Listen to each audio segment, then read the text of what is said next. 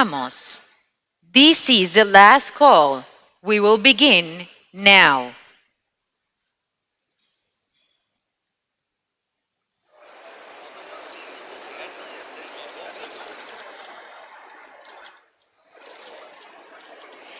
Good afternoon, ladies and gentlemen. Welcome to the first day of the Business Forum, Harnessing Opportunities, Unlocking Growth, as part of the IDB Group annual meetings.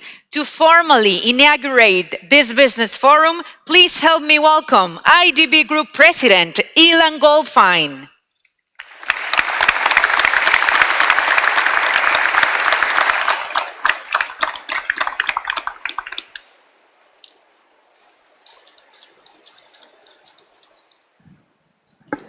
Buenas tardes, good afternoon.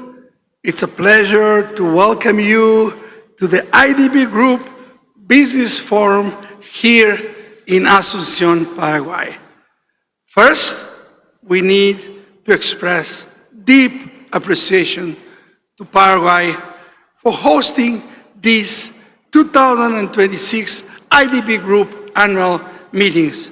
In particular, I would like to thank our host, Minister Carlos Fernandez Valdovinos, the Minister of Economy and Finance, for his partnership, his work, and his opening of this business forum with us. We have other authorities. We have Carlos, President of the Central Bank of Paraguay. We have our governors, my colleagues across the IDB Group, and very important, the private sector leaders, investors, and partners joining us from at least our 48 members from Europe, North America, and beyond. The Business Forum reflects a conviction of the IDB Group and a direction of the IDB Group that the private sector is central to the future of the economy of the region. The private sector drives innovation.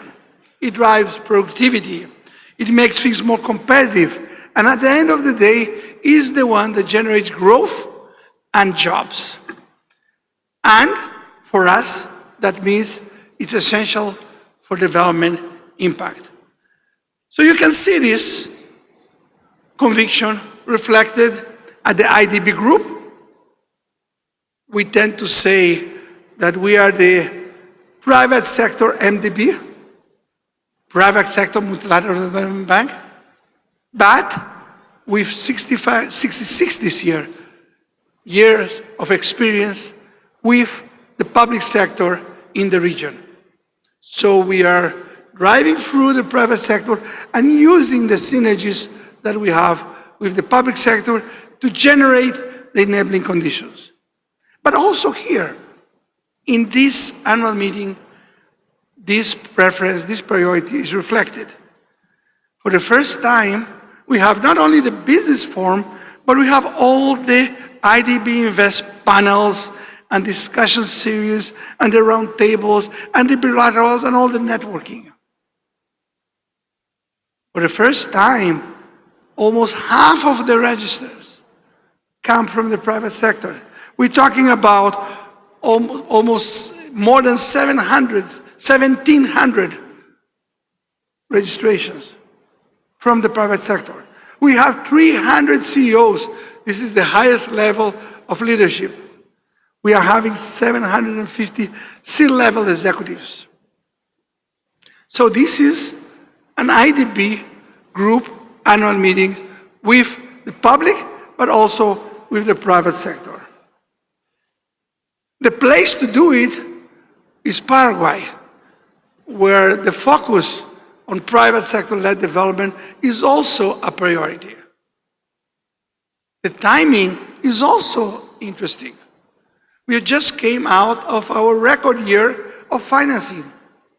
$35 billion in financing, where we have the record financing from the public sector, but also record financing coming from IDB Invest and IDB Lab.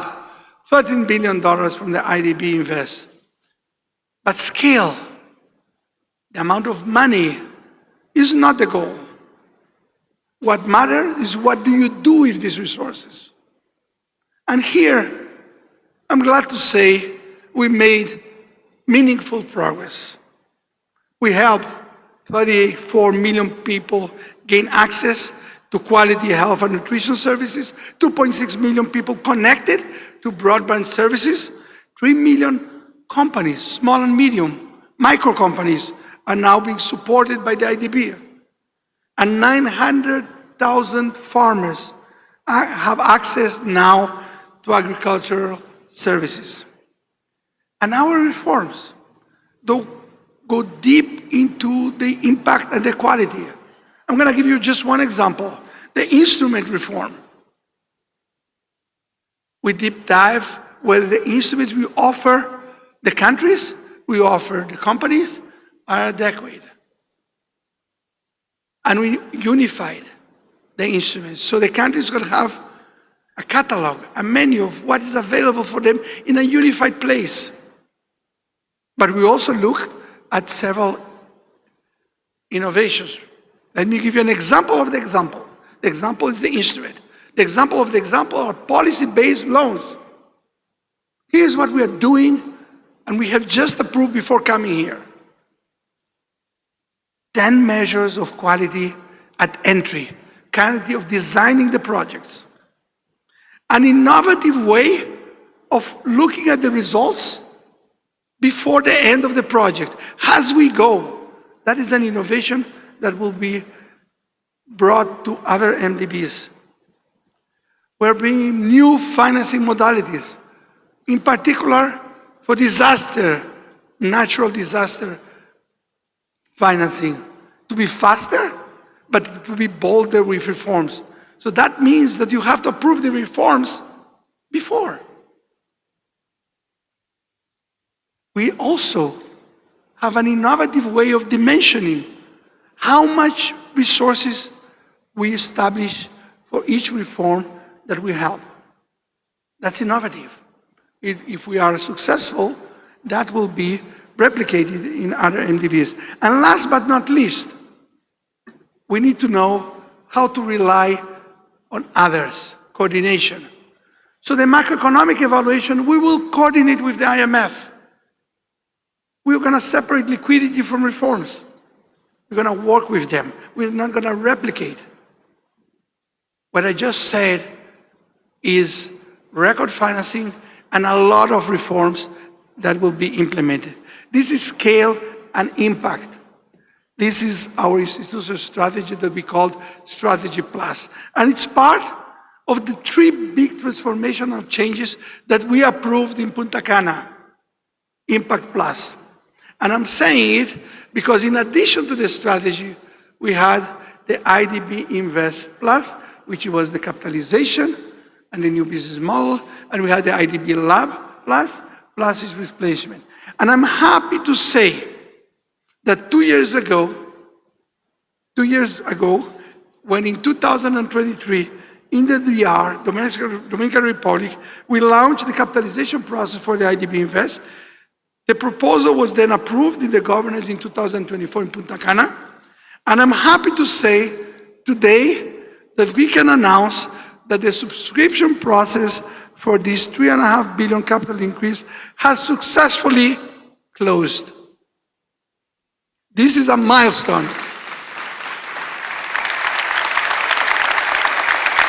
It reflects strong support from regional and non-regional shareholders for the IDB Invest business model and strengthens the institutional capacity to finance companies and mobilize private investment. This gives a lot of space for the region to share business model that will allow us to originate, but more importantly, to share with you our project. And we do it not only because we want to share things with you, but we want to mobilize resources, we want to catalyze resources, because we need these resources for the development gaps. With more capital, IDB Invest can structure larger and more complex transactions, come earlier in project cycles, and mobilize global investors into the region.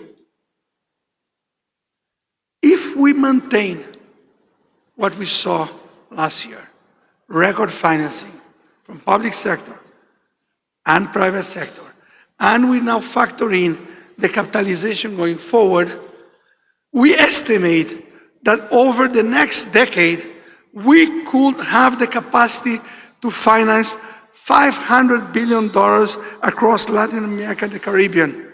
This is twice what we've done in the last 10 years. So we're looking for $500 billion of financing, private sector and public sector. And more importantly,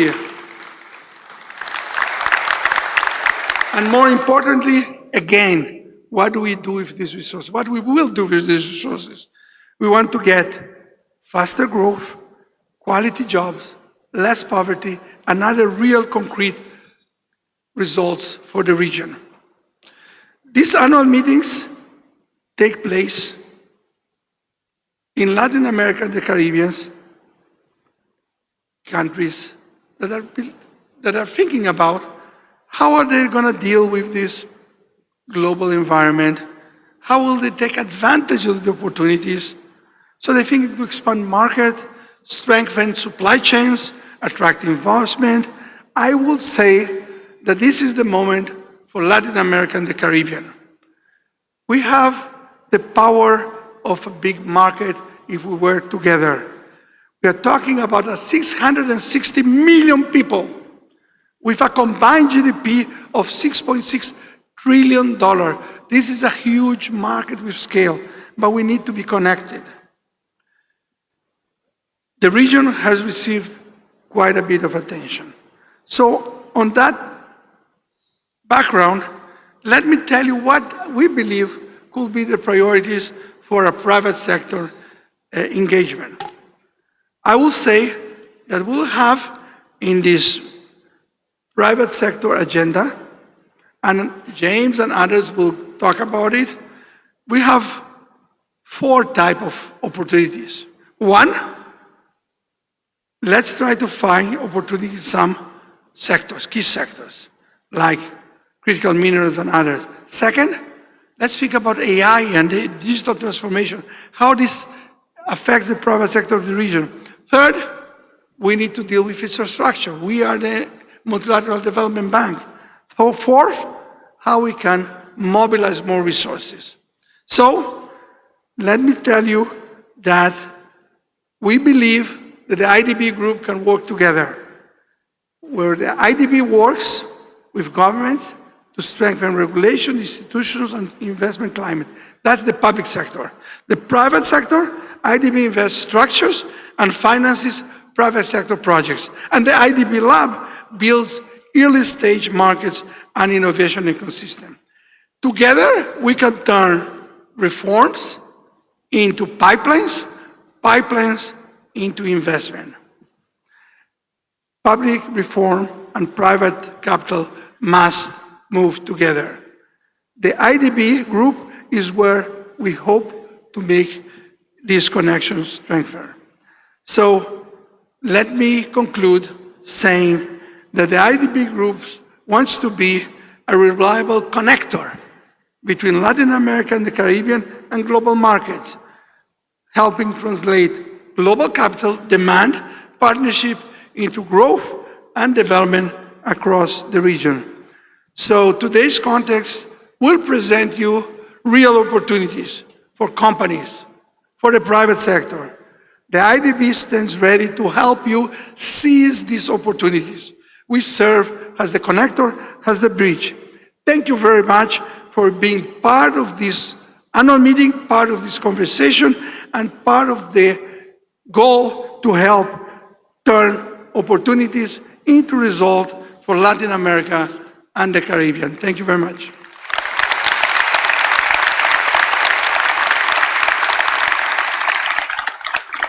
Thank you, President Goldfein. Next, let's please welcome James Scriven, CEO of IDB Invest.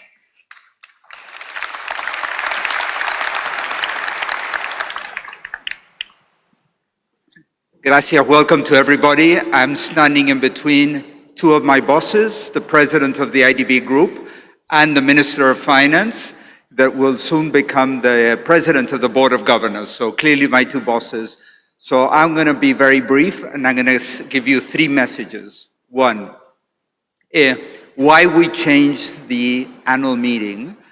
One, as you heard from Ilan, we're evolving into a private sector-led development institution where private sector development is at the core of our mission. And that's why we're rethinking how our annual meetings become a big business forum. Second, the president of Paraguay, Santiago Peña, when he was a minister, the last time I came for our annual meeting to Asunción 2017, he used to use the following statement, and I'm going to say it in Spanish. Traigamos Paraguay al mundo. Let's bring the world to Paraguay and Paraguay to the world. And as you're going to hear, and it was a clear message from Minister Fernandez, is that we want this to become a private sector-led business environment. So that's the first message of why we wanted all of you to come over here, and a big thanks for all of you who traveled a lot to get to over here or short. Second message, what you heard from Ilan is that we got $3.5 billion of a capital increase. So this is an appetizer, because tomorrow at 11 o'clock in the morning, you're going to have me over here talking about what I'm going to do with that money. So be sure to come over here. You're going to hear, one, how we got the money, two, what are we going to use it, and how it will benefit all of you. So that's a preview to that. The third point I wanted to mention is that the gentleman that was here right before me, President Ilan, today is his 60th birthday. So with that, I want to send him a big congratulations.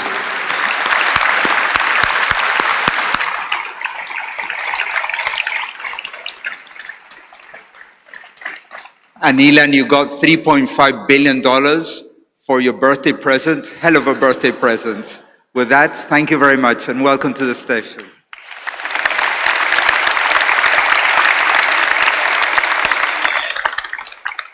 Thank you, Mrs. Striven. We now welcome to the stage Carlos Fernández Valdovinos, Minister of Economy and Finance of Paraguay.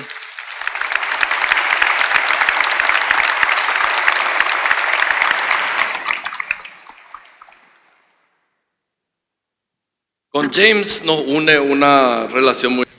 James and I have a very special relationship. And it's because every time I go to Washington, I don't go to see Ilan, I go to see James, because James lends to the private sector. And we were doing very well. In October 2024, he promised me that we would have $1 billion in loans for our country. Yesterday, we played a soccer match, and he told me I was the best on the field. And we're doing extremely well until he messed up my introduction. Dear Ilan, I wanted to be the first to congratulate you on your birthday. This is indeed a special day because we're launching this forum, but also because it's extremely special given that you are celebrating your birthday here with us in Paraguay. So I don't want to change my speech, but I would ask you to give Ilan a round of applause.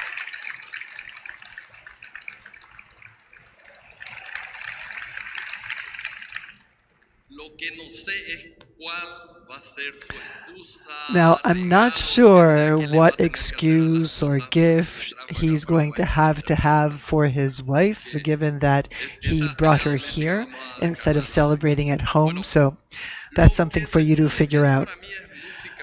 What we just heard is music to my ears. The private sector-led growth approach is clearly a vision we share here in Paraguay and at the IDB. I don't want to preempt what we'll be saying at the inaugural session of the Board of Governors meeting, but I always recall what Darwin said, and it's that it's not always the strongest species that survive, but rather the ones that are most adaptable to change, and that applies everywhere. It happens in the corporate sector, in the private sector, with companies.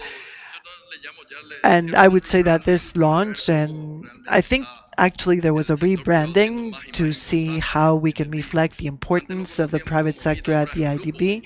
Before, we used to talk about the IDB. That's how it was known. Now we speak of the IDB Group. It's true, there's three different parts. We have the traditional IDB under Ilan, we have IDB Invest, and then we also have the innovation segment, which is under IDB Lab, which is going to be increasingly important. It's still very young and small, but it's going to grow in importance. Paraguay has wagered on the concept of IDB 2.0.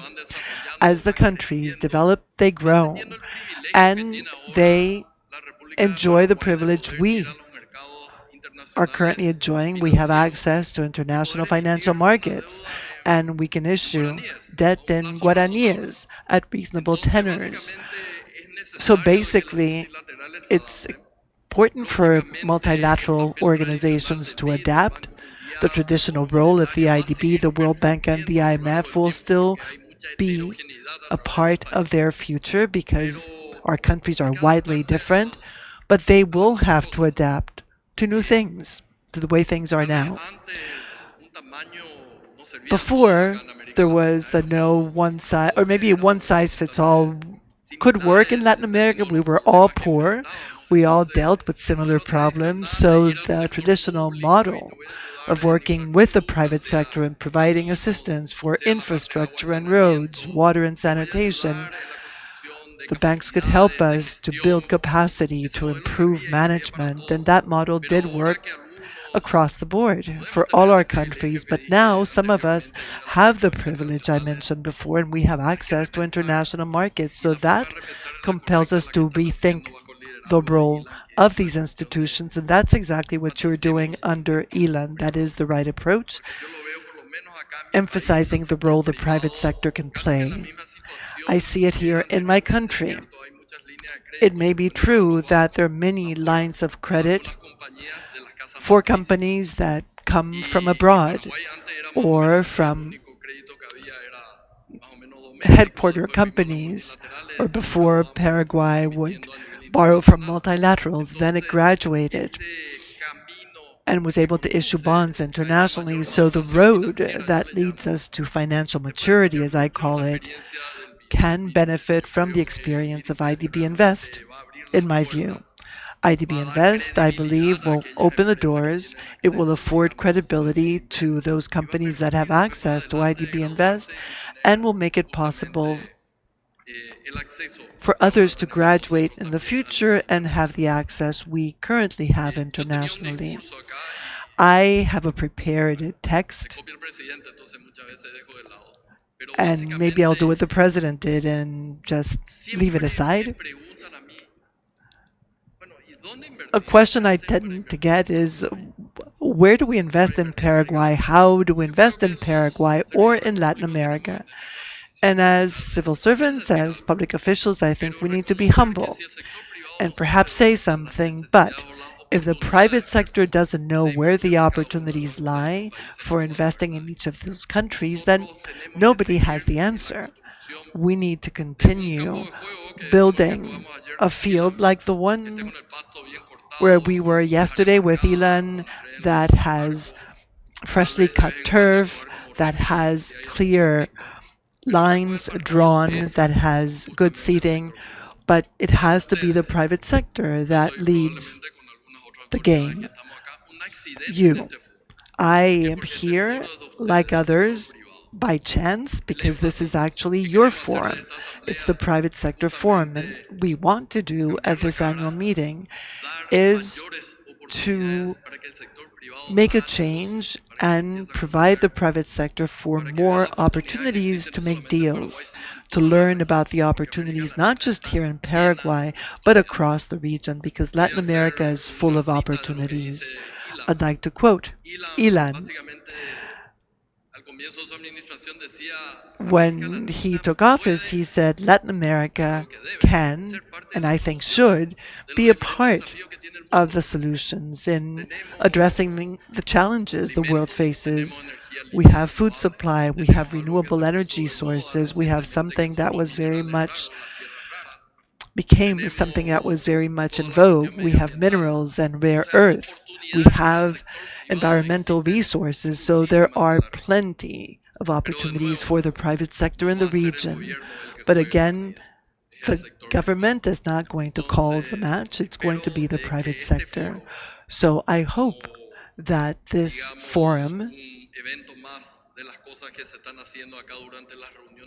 as part of this annual meeting, will serve to open those doors wide, to create opportunities so that we can have PPPs, which will not be public-private partnerships, rather private-private partnerships between and among countries of the region, and that will enable our countries to have what policymakers aspire for: economic growth, for good jobs, which will translate into more well-being for all the people who live in our countries. Thank you very much, and I hope you have a fruitful meeting.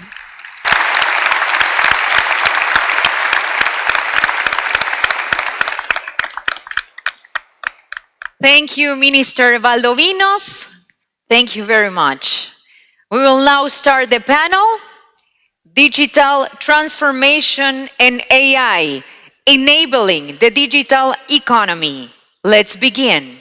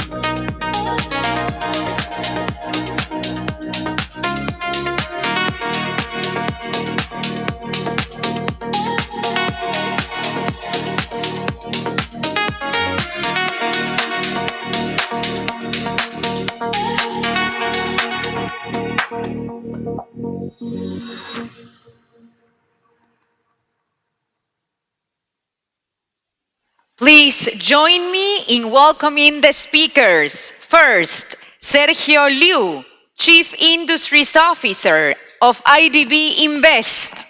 Welcome, Sergio. Sergio will moderate this panel. We are also pleased to welcome Roberto Laratro, CEO of Tigo Paraguay. Jacqueline Lopez, Director of Institutional Relations, LATAM South at Ericsson.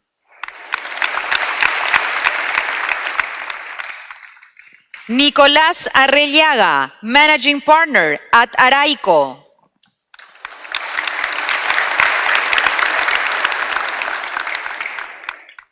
Mercedes Vidart, Founder of Kipu.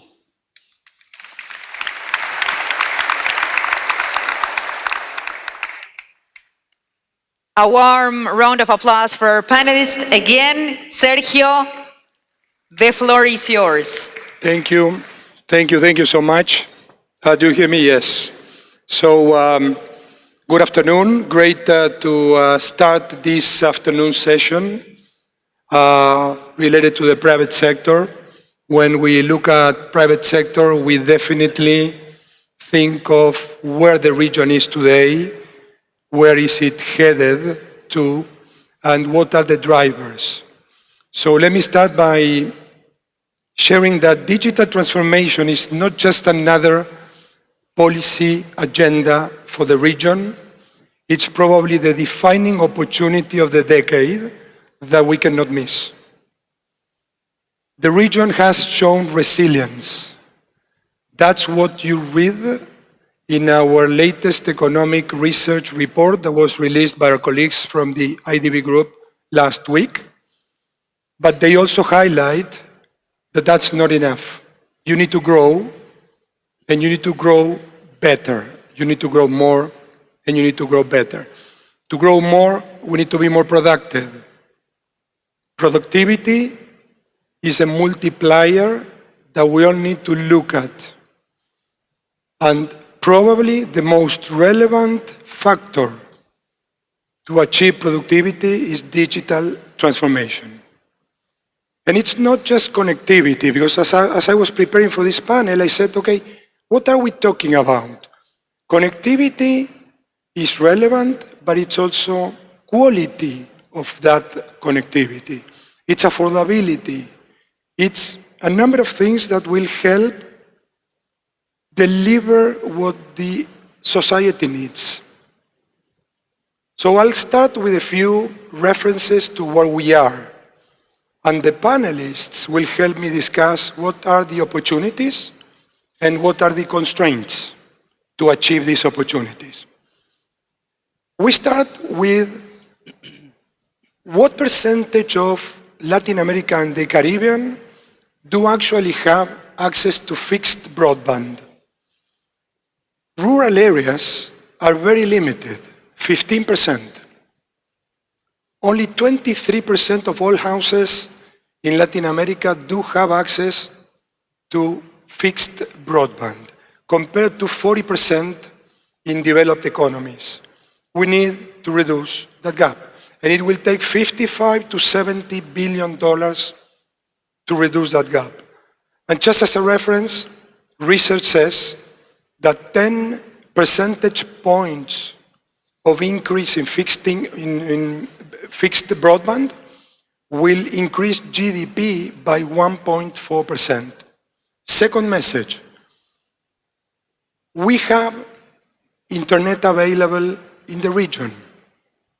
4G covers more than 90% of our countries. The question is 5G.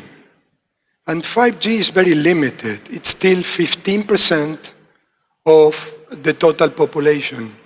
And when you combine both, what you get is, it's not a question of availability, it's a question of quality that is needed for the future tools that will be using 5G. And then there's the whole concept about data centers.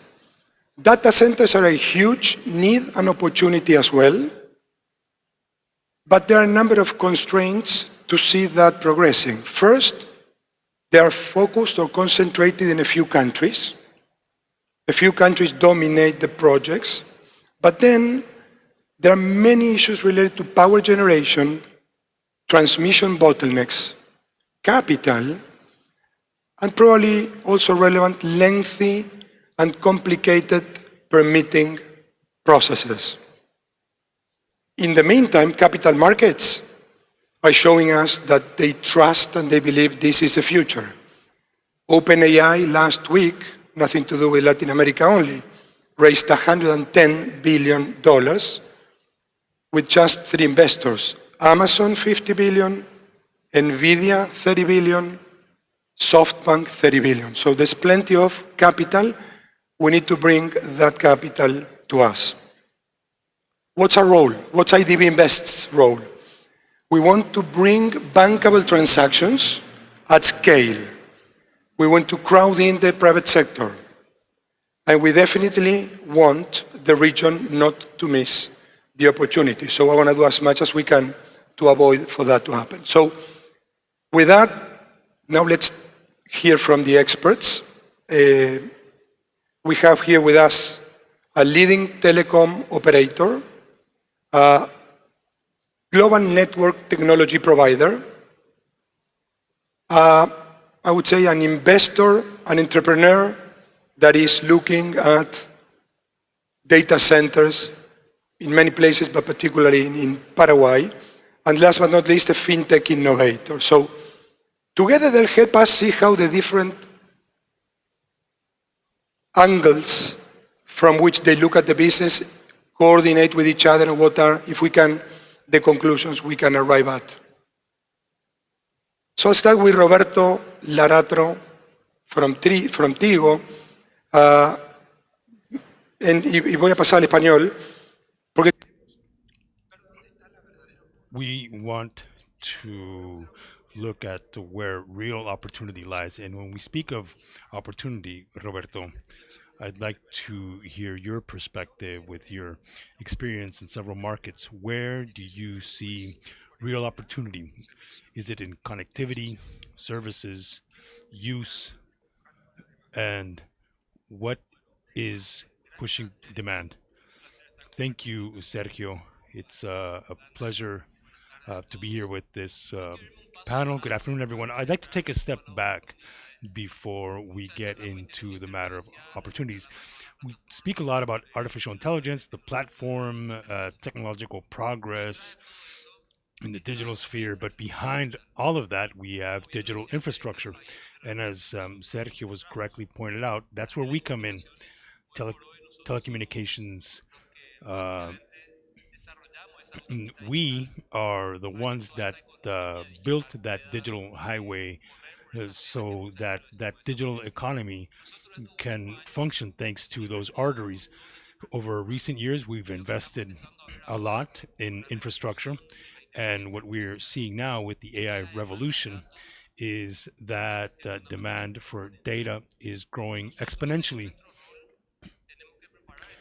Our role is to prepare that digital highway so that traffic, that development that it leads, can materialize. Sergio, we're operating in 12 countries in Latin America today, and when we identified this opportunity, the role that we have to play as a telecom, we have invested a lot in the region because of that. I want to speak a bit about Paraguay, where we get a sense of this. Today, we speak of local connectivity, where 95% of the Paraguayan public has access. It was only 67 a few years ago. So we have invested sustainably in Paraguay. And then we talk a lot about global connectivity, which is so important in Paraguay. We talk about outgoing connections. This is what ensures, number one, scale, because clients demand comes with a lot of data. And then second, a secure networks so that we have redundancy so that the net can be used. And then third, we have to address latency. In this world of AI, latency is very important. A third part of this in Paraguay is macroeconomic stability, energy, which plays a very important role in terms of data centers. And we see the interest in data centers as a great opportunity. We have seen a lot of interest expressed in Paraguay because of what everything that Paraguay has to offer. Lastly, that's important to mention is talent. Paraguay has young talent, and that is where we see an opportunity to scale up technical knowledge in order to deal with this technological revolution. The question that we ask ourselves, Sergio, on many occasions is it's not what do we do with AI because it's here. It's how do we work together in order to get the most out of it, and how do we improve productivity.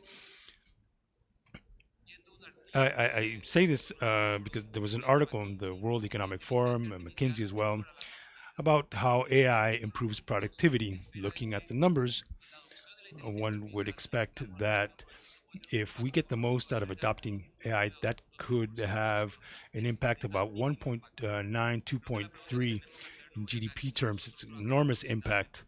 And that's what we do. We coordinate, we work together to make the most of that opportunity that we have here.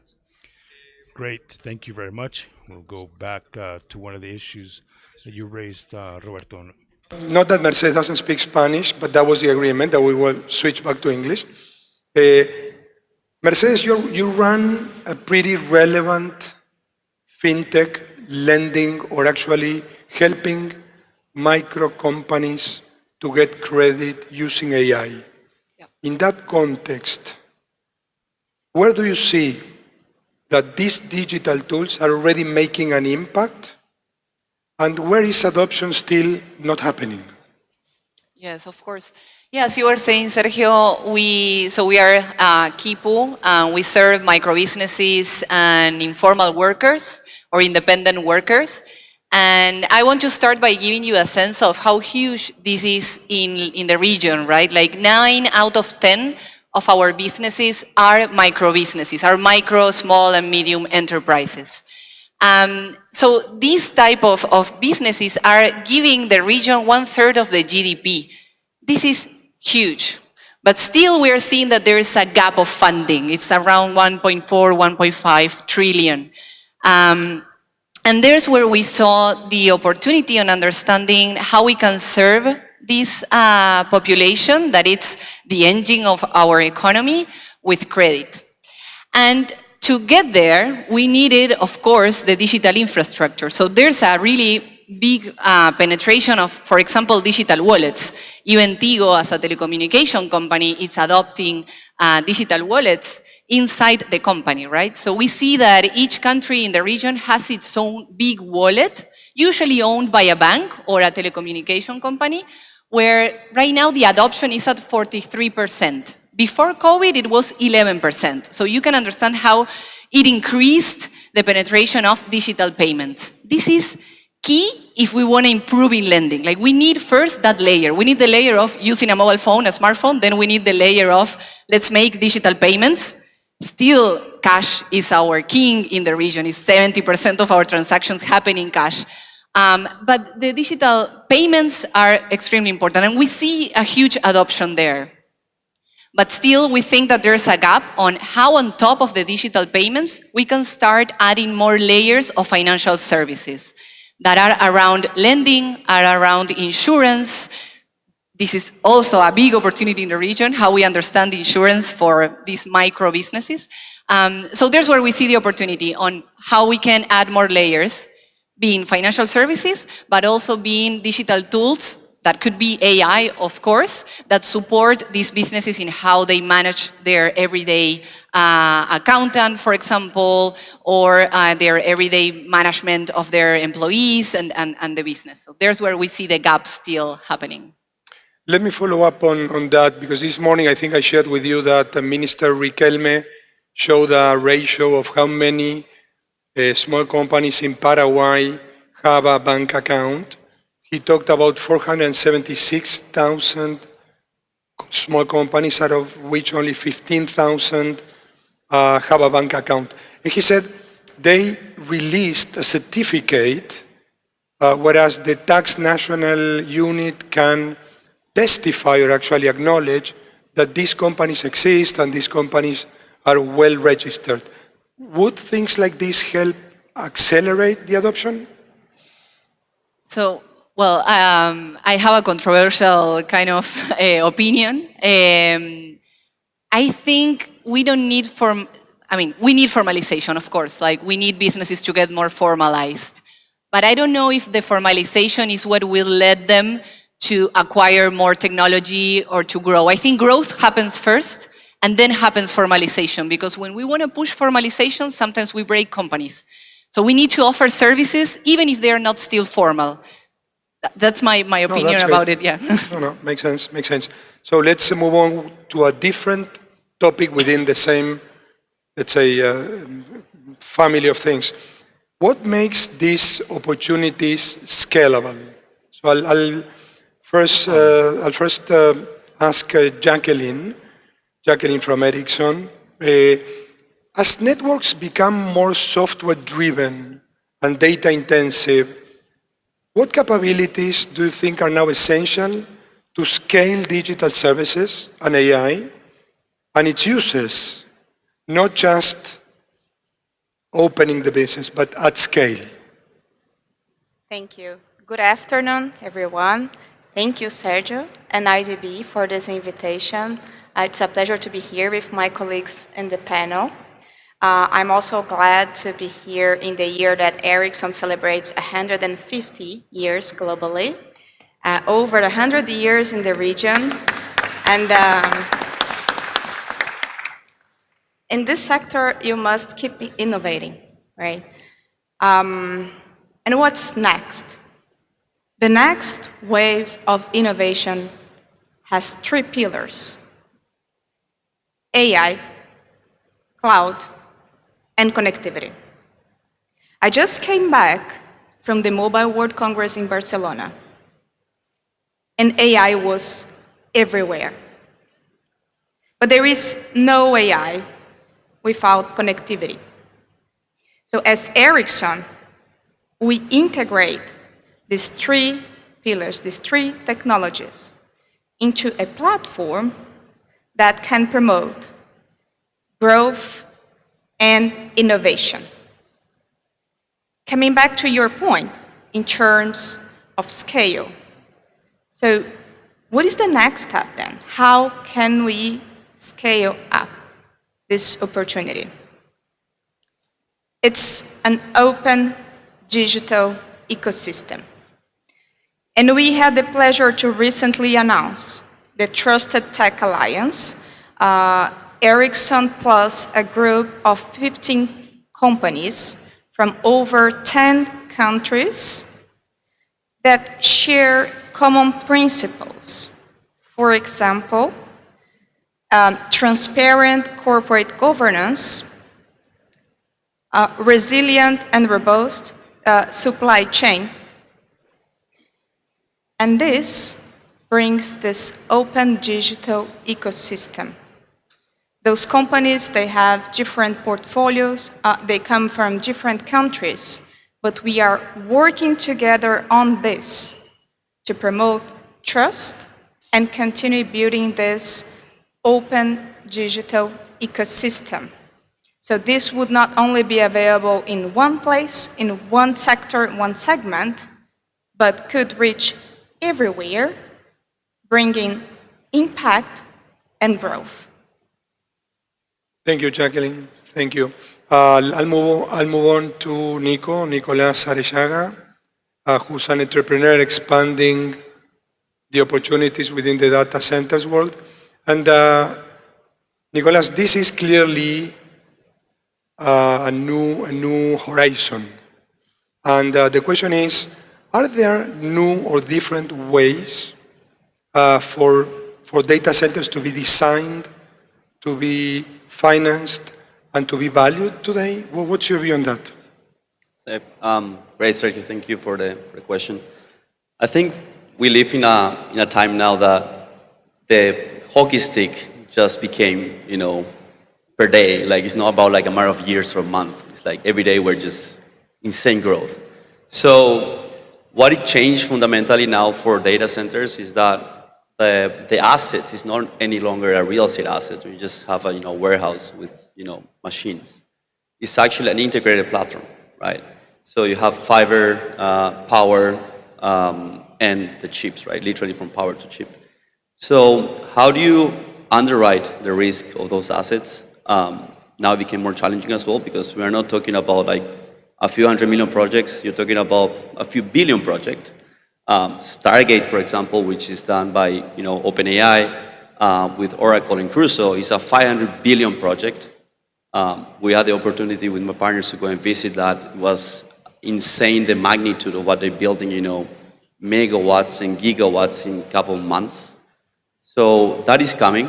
It's actually already here. And to go back to your question, I would say in terms of like valuation and underwriting the risk and being able to be ready for this wave, we need to have like three main optics on the matter, right? So one is, of course, power is the main thing. You need power to sustain this. What kind of power? And I think we all agree here in South America, we have the greenest power in the world. Fiber, thanks to our colleagues here, we are really well connected as well. Of course, it can be improved, but we are already connected to the world. And the third one is geopolitics. So geopolitics plays a huge role here that is a big elephant in the room. Nobody normally likes to talk about, but we have two options. We know this either east or west, and we need to make sure when we build this infrastructure, we are ready, to sustain the different investments that we need, to support different platforms that are available to build the infrastructure for AI. Because once you build this infrastructure, coming back to square one after deploying billions of dollars is a bit difficult, right? So I think in terms of like investment, it's important to have those three aspects to consider when you're building that infrastructure. Let me follow up on that.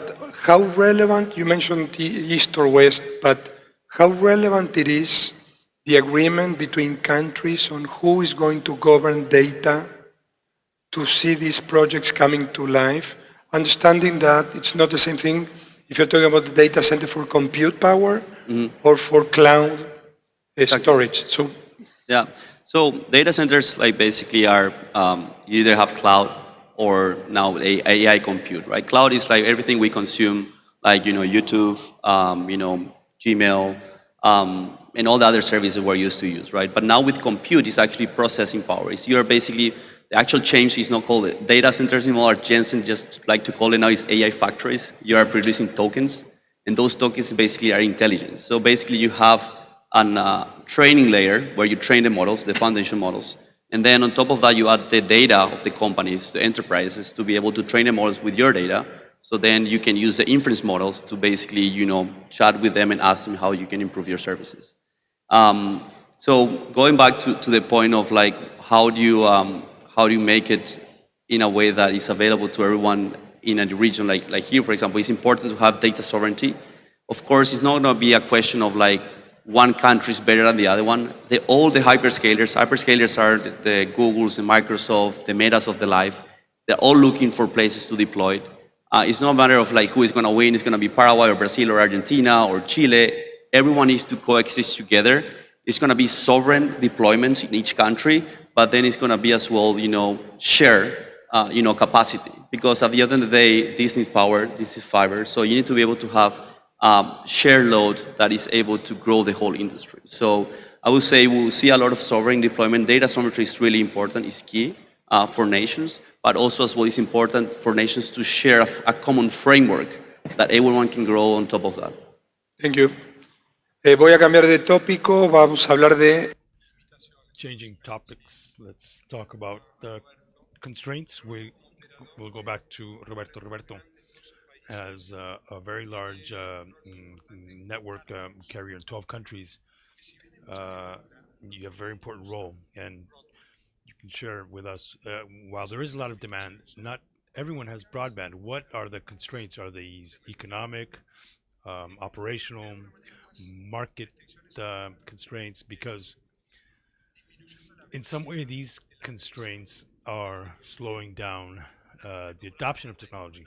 And thank you, Sergio, for that question. Very good question, by the way. First, beyond constraints, what we see is opportunity. We were talking about this, uh, about the importance of talent, the digital skills that one needs in order to invigorate that technological development that we're experiencing. Um, an issue that ties into that, going back to Paraguay, is that we have a very clear idea on what mobile services are used for and how many people use that. And when we look at young people, we see that 1 in 10 have access to a phone, but only 2 out of 10 use them for educational purposes. And I think that's a key piece of data. How do we speed up technical know-how in order to make the most of that opportunity? That's the first point. Second,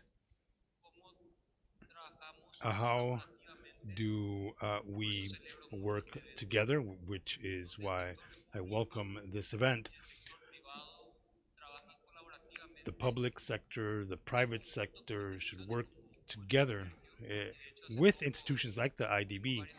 In fact, we signed several agreements in Salvador, Colombia, Paraguay with IDB Invest. I think there's great potential there to continue to develop that ecosystem, the public sector, the private sector, institutions like the IDB, because what we are experiencing today, uh, data growth will be exponential. And in order to meet that demand with that digital highway, we will need a lot of investment and a lot of collaboration.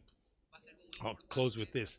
It's going to be very important for us to make sure that this works so that we can get the investment that we need to develop the infrastructure, the technology, so that we can truly capture the economic and social value so that we can make the most of this opportunity. Great. Thank you very much. Going back. Talking about constraints, we tend to believe the access by micro companies to financial services is kind of slow or limited. So the question is, what can fintechs like Kipu do to accelerate that, not to accelerate that restrictions, to accelerate the incorporation? And what are the barriers? Because you said you don't believe formalization first, grow later. So the question is, even without formalization, what can be done, and where do you see those restrictions? Of course, yes. So coming back to the formalization topic, because that's really important to frame what we can do. We need to understand how it looks like, right? And micro-businesses are, most of our economy in the region, 60% is informal. This means it's informal workers, companies that are non-registered or don't have a bank account. So that's the way in which we work. And that's why I was saying it's not bad per se. Like, we need first to grow it and then to formalize, to grow the economy and then to formalize. And from our perspective in Kipu, we understood how informality works. And we understood that informality, as it is, we call it hiding in plain sight, because they are the engine of our economy, but we don't understand informality because there's no data, right? That's why it's informal. We don't know how much is transacting, where is selling. It's usually happening in a way that is not on financial statements or on bank accounts. That is how usually banks are used to read these kind of businesses. So first we said, okay, we need to understand how they work, and we need to understand right now, of course, also using all the data that is available, what's happening in their everyday lives. So we are using AI actually in the underwriting process to assess their risk. Because if we assess the risk as we were used to from banks looking at the credit bureau, then most of them will be rejected. But if we use live data on how you're using your phone, how you're using your digital wallet, how your business looks like, your social media looks like, then we can have a live monitor of your financial well-being and be able to say, okay, who should get a loan or who shouldn't get a loan, but not just looking at the credit bureau. So that was like one of the opportunities that we are seeing, is how we capture different type of data, how we create models that are looking at non-structured data. This means from social media, videos, like things that usually were not in a financial model. And how we can partner in a way with banks to, improve that way of looking at the micro businesses. So we see that there's an opportunity there, like on how we start also. We call it the hyper-personalization of the loan offer. Not every micro business or every consumer needs the same type of loan. So we need to be able to, in seconds, say, this is the type of loan that you need. The same as in our Instagram, we receive all the time marketing because they know us, they know what we like, they know what we're looking for. It should be the same in financial services. And there's where we see opportunity on using AI, using the digital infrastructure that is already there. It doesn't matter if people are in the informal economy or formal economy, they are using their phones, they are using digital payments. We can get more data right now. And there's where, using AI is super powerful because now we can scale it. So we see that AI could be making businesses more efficient, could be also scaling loan operations in a more efficient way, but also could be more inclusive. Very interesting, these variables that you're using. I remember that back in the day, we had worked at a different institution with people who had not changed their phone, and people who had not changed their email address are less likely to default than people that do. Which is part of what you're saying. But we wanted to ask you two follow-up questions very quickly. Yeah. The first one is, how about the performance of this portfolio using the criteria that you use? And number two, from 1 to 10, what is the number of AI-based decision-making in your overall decision-making process. So to what extent AI is the driver of your decision, or you just started to use the tool to become more efficient in the way you do your business? No, it's 100% AI. So we started as an AI company. We started gathering this type of data and giving loans ourselves, really small loans of $10, to understand which data was predicting or not default. So it's 100% based on AI. It's, as I was saying, it's automatized decisions in seconds, right? And then in the performance, we started serving users that were rejected by another financial institution. And from those users, we approved 20%. And we had the same default rates that they were having with their approved users that were being assessed from the credit bureau. So we see that it could be a healthy portfolio. And what it's doing is basically improving the access. So it's making the percentage of approvals higher rather than lowering the default. It might have the same default than the other one. Great, great. So let's move on to the future, the next 3 to 5 years, because probably that's what we all care about the most. And I'll go to Jacqueline first. What do you think will separate those that succeed from those that don't? In terms of markets, countries, segments, to what extent do you think we are at the moment where we can already define what it takes to succeed? Thank you for your question. So as mentioned, one of the pillars of the next wave of innovation is connectivity. And 5G is key in that regard. And we are glad to see that in many countries across the region, they have concluded or they are in the process of concluding the 5G auctions, because this can escalate the benefits of the technology. There is a next step, which is the 5G standalone. And this can leverage all the capabilities of the technology and support the growth and the future applications for that. It's important to remember the benefits of 5G. Economic growth. We estimate by 2030, 5% GDP growth for Latin America based on 5G. Part of that is due to the private networks that can foster digital transformation across different sectors, from mining, agriculture, Industry 4.0, public safety, and so on. Also sustainability, because 5G can reduce by 20% the emissions, also by 2030. And we should not forget digital inclusion. And this needs a collaboration between the public and private sector to check the best public policy that can foster innovation based on dialogue, public consultations.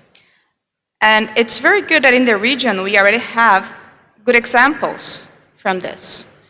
So a couple of 5G auctions that happened in the region, they shifted from spectrum fees to coverage obligations. It means reinvesting into connectivity. From Brazil, Peru, and others are adopting that. And also some universal sectorial funds from Costa Rica, Argentina, and other countries that are allowing to reinvest into connectivity in remote areas or to connect schools. So those models, they can foster growth and innovation. Another pillar that is really relevant, and Roberto mentioned about this, is the digital skill. So it's the ability to implement that technology. At Ericsson, we have some partnerships, and about 2 years ago, we announced a partnership for a 5G university in Brazil to support the digital transformation across industries. And this would increase the capabilities of the countries and has potential to scale. So we estimate about 30,000 people trained per year in this regard. But as already mentioned, all of this also need an open digital ecosystem. So this is key to promote the next steps of the innovation and to have the ability to scale, to bring all this growth, all those benefits for digital inclusion to sustainability and economic growth, not only to Latin America, but to support the growth and the next wave of innovation. So thank you, Jacqueline. You mentioned the opportunity with 5G to grow more, and you also mentioned the need for an open ecosystem. Do you see companies, sectors in general within the digital transformation, let's say, ecosystem, cooperating enough, discussing what needs to be done, what are the common grounds, or that's not happening yet? That's a very good question. So one recent example that we are proud to be part of is the Trusted Tech Alliance that I just mentioned. So that's 15 companies. And coming back to the example of the Mobile World Congress in Barcelona, it was very interesting to see from last year to this year what changed. I think last year AI was more like a hot topic, whereas this year you could see AI on the ground. So real applications from telemedicine to education, entertainment, industry, so across different sectors. And the companies, they have different roles. So each one has a different portfolio, and they need to complement each other. And this is why we need an open digital ecosystem, because if they are not collaborating, how can we leverage this opportunity to achieve those benefits? Great. Thank you. Nico, back to you on the again, 3 to 5 years from now, what do you see the next wave of opportunities? And it doesn't necessarily have to be different than what we see today, but we are thinking of the intersection of infrastructure, data, AI, you name it. I'm sure that there are many more terms that I should use to add to that intersection, but what will determine where capital goes to and how can countries benefit from this new wave of money coming to data centers? So I think it's great to think like to put it at scale. When we say of cloud or ChatGPT or AI, we think it's on our phones or our computer or whatever. I think just to give you a perspective, it takes like literally planes, a lot of infrastructure chips to be shipped across the world to be able to deploy these things. And in terms of power infrastructure, of course, we are talking about billions of investments. So we have the opportunity as a region to transform our whole economy in a couple of years. We're talking about the size of the GDP of a country. So Paraguay is close to 50 billion. That can be deployed in less, like almost a gigawatt of investment. So can you imagine a GDP of a country in one investment? We're talking about 120 hectares, 1.3 gigawatt of like a project is our project right now. We're talking about close to 15% of the country's power in 120 hectares with potentially 50 billion of investment. So it's to share the investment. It's not just here. I mean, it's happening in the Middle East. So, in the Emirates, they're doing a 5 gigawatt data center. Target is a couple of gigawatts as well. There are incredible opportunities. We as a region, we should harness our resources to be able to participate of this economy. You have two options to participate. You either have the money, the Middle East have the money to participate in this economy. We have the resources, and we need to be clever in the way that we structure this. So policy is important. So having the buy-in of governments to understand how to participate within the economy is really key. Also, how to be sustainable in the way we participate on this economy is key as well. Because as well, we said, okay, we're going to run out of power if we spend all this power on these things. Demand is going to keep growing. It's not going to stop because we can't go. So we need to use this opportunity, and this is what is happening in the United States. They actually use their resources, and the private sector started to improve the transmission lines, improve the power generation. So it's important that we are able to capitalize, the revenues they will bring for different governments in the region to improve our capacity. Not just let's wait until we can improve, and then no, it's really the growth comes first, and then we follow. But we need to have the framework for that. So in a way, I would say that it's key that we get ready. I mean, I'm really impressed how governments, I had the opportunity to work with different governments in the region right now, especially in Paraguay. It's impressive how, they're really keen to understand and move forward and to bring that industry into the country.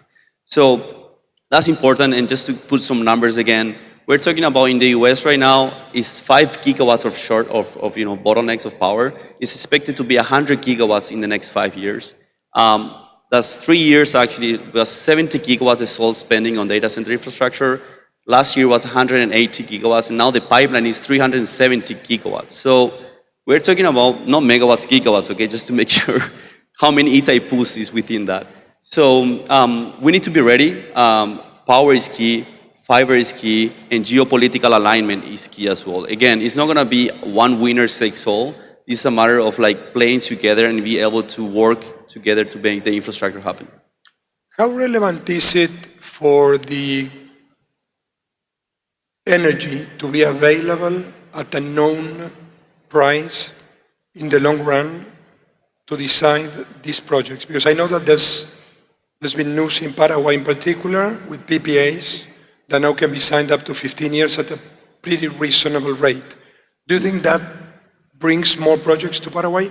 For sure, for sure. So having the ability to access power now, nobody else has that. So basically to access a megawatt is close to 3 million per megawatt. So we're talking about we are jumping head start. We're building a 300 megawatt substation right now. That's less than 50 million. If we're gonna build 300 megawatts of that in the US, it's gonna be close to $1 billion. So we are already $1 billion ahead on CapEx. On top of that, if we add the CapEx as well, the OpEx as well, that we have a lower OpEx as well, we are really ahead of the game. But of course, we need to market ourselves better and we need to work together. It's not about Paraguay or Brazil has hydro and Argentina has wind and the other ones have other resources. We should combine all of them because of course when we combine them, we are able to use the load from different resources in a more efficient way.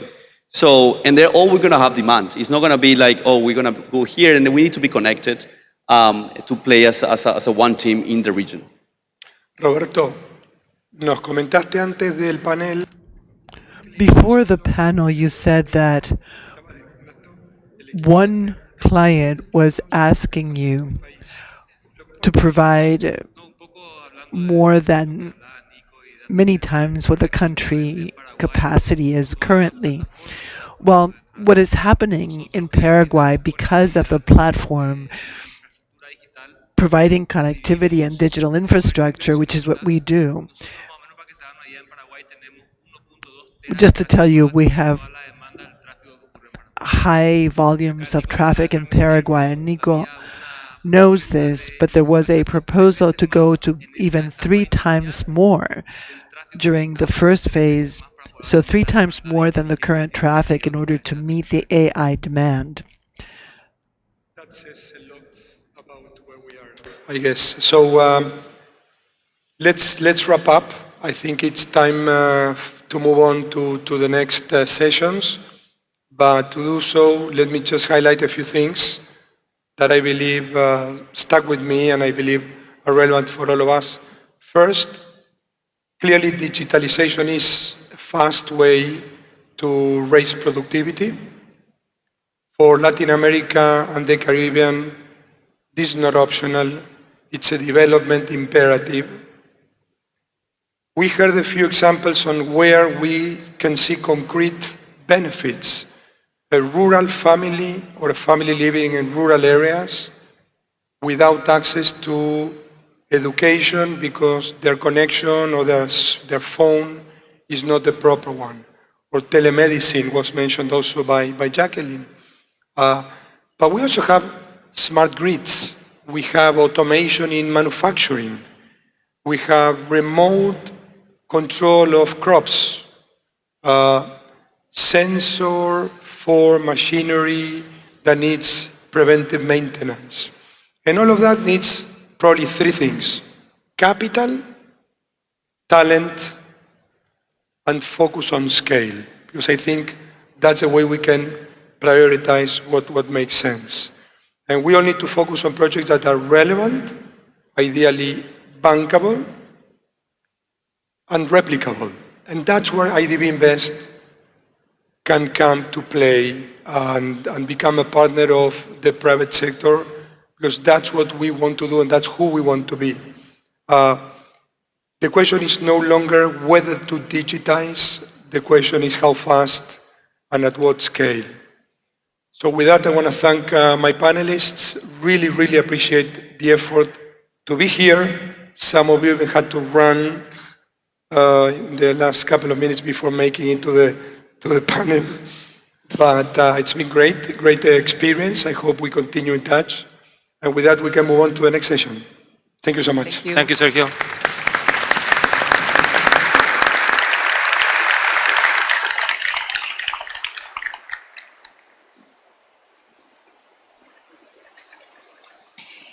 Thank you to all of the panelists for their valuable contributions. Remember, you can share the event on social media using the hashtags Reuniones Grupo BID y IDB Group Meetings. I would like to take this opportunity to let you know that you can download the IDB Group Annual Meetings app available on Android and iOS. Through the app, you can follow the event live, access the detailed agenda, and stay updated on all forum activities. You can also register through the app to participate in the private sector networking session located near the registration area.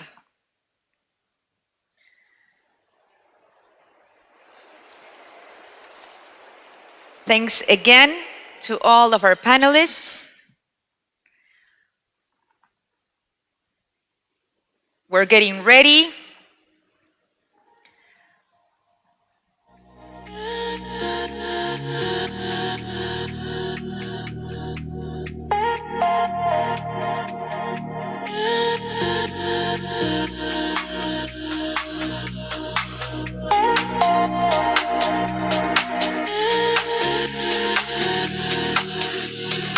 We would also like to invite the audience to explore the different spaces prepared for you. No me corta. Bueno.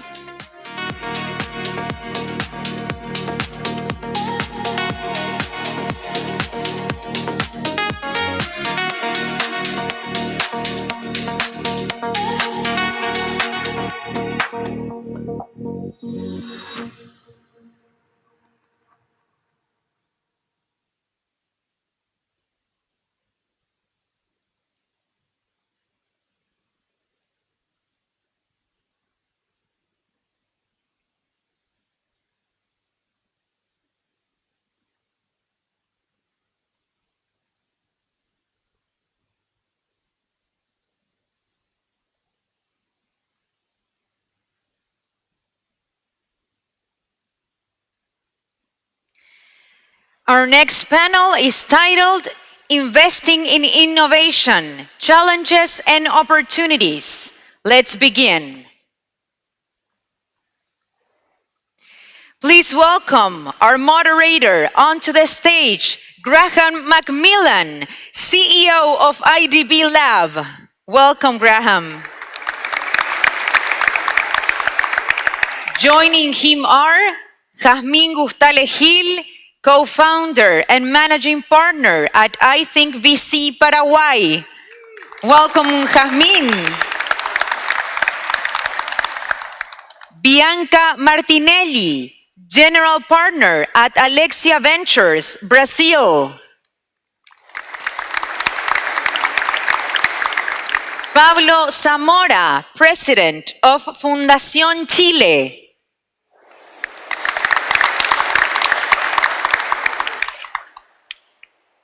Graham, the floor is yours. Muchas gracias. Good afternoon. This is a tough time. People are going to eat lunch or have eaten lunch, going to the meetings, but you've actually chosen the best panel, and you just haven't realized this yet. The reason I can say that is because my colleagues here are the ones really doing the work. They're the ones on the front lines of investing in the leading enterprises, the leading entrepreneurs, and the leading ideas that are going to change this region. And as the CEO of the IDB Lab, I couldn't be more excited than to hear their story. Thank you. We had a prep session in advance of this panel, and it was a dream prep session. Because all you had to do is say 3 words and they went. They knew exactly what to say, how to share with one another, their own experiences, the things that they're seeing. And so my hope is for today's panel, we'll just repeat what we went through in preparation for this moment. So again, my name is Graham McMillan. I am the CEO of the IDB Lab. As you have heard and may know, the lab is the leading edge of the IDB Group's effort to find and identify and support through investments and grants and technical assistance and capacity building the region's leading entrepreneurs with the solutions to address all of the challenges and opportunities that exist here in the region. And I'm particularly excited to bring investors and entrepreneurs on this stage to help them tell their story and the story of the companies they invest in. So with that, are you ready? Yep. We're good. Okay, let's go. So I'll do a quick intro. I'm going to ask each one of you to tell your own story. Better to have one tell their own story than somebody else tell your story, okay? So we'll start here.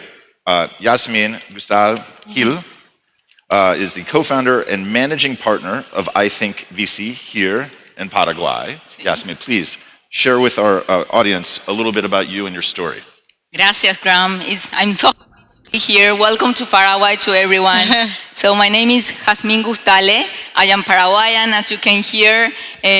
4 years ago, with my co-founder, Juan Cruz, we founded I Think VC to invest from Paraguay to Latin America in emerging ecosystem, in companies, in startups that are from emerging ecosystems. So we are very happy to be here. Thank you. Yasmin, thank you. A terrific partner of IDB Lab. And we'll speak in multiple languages, so make sure you have your devices if you choose.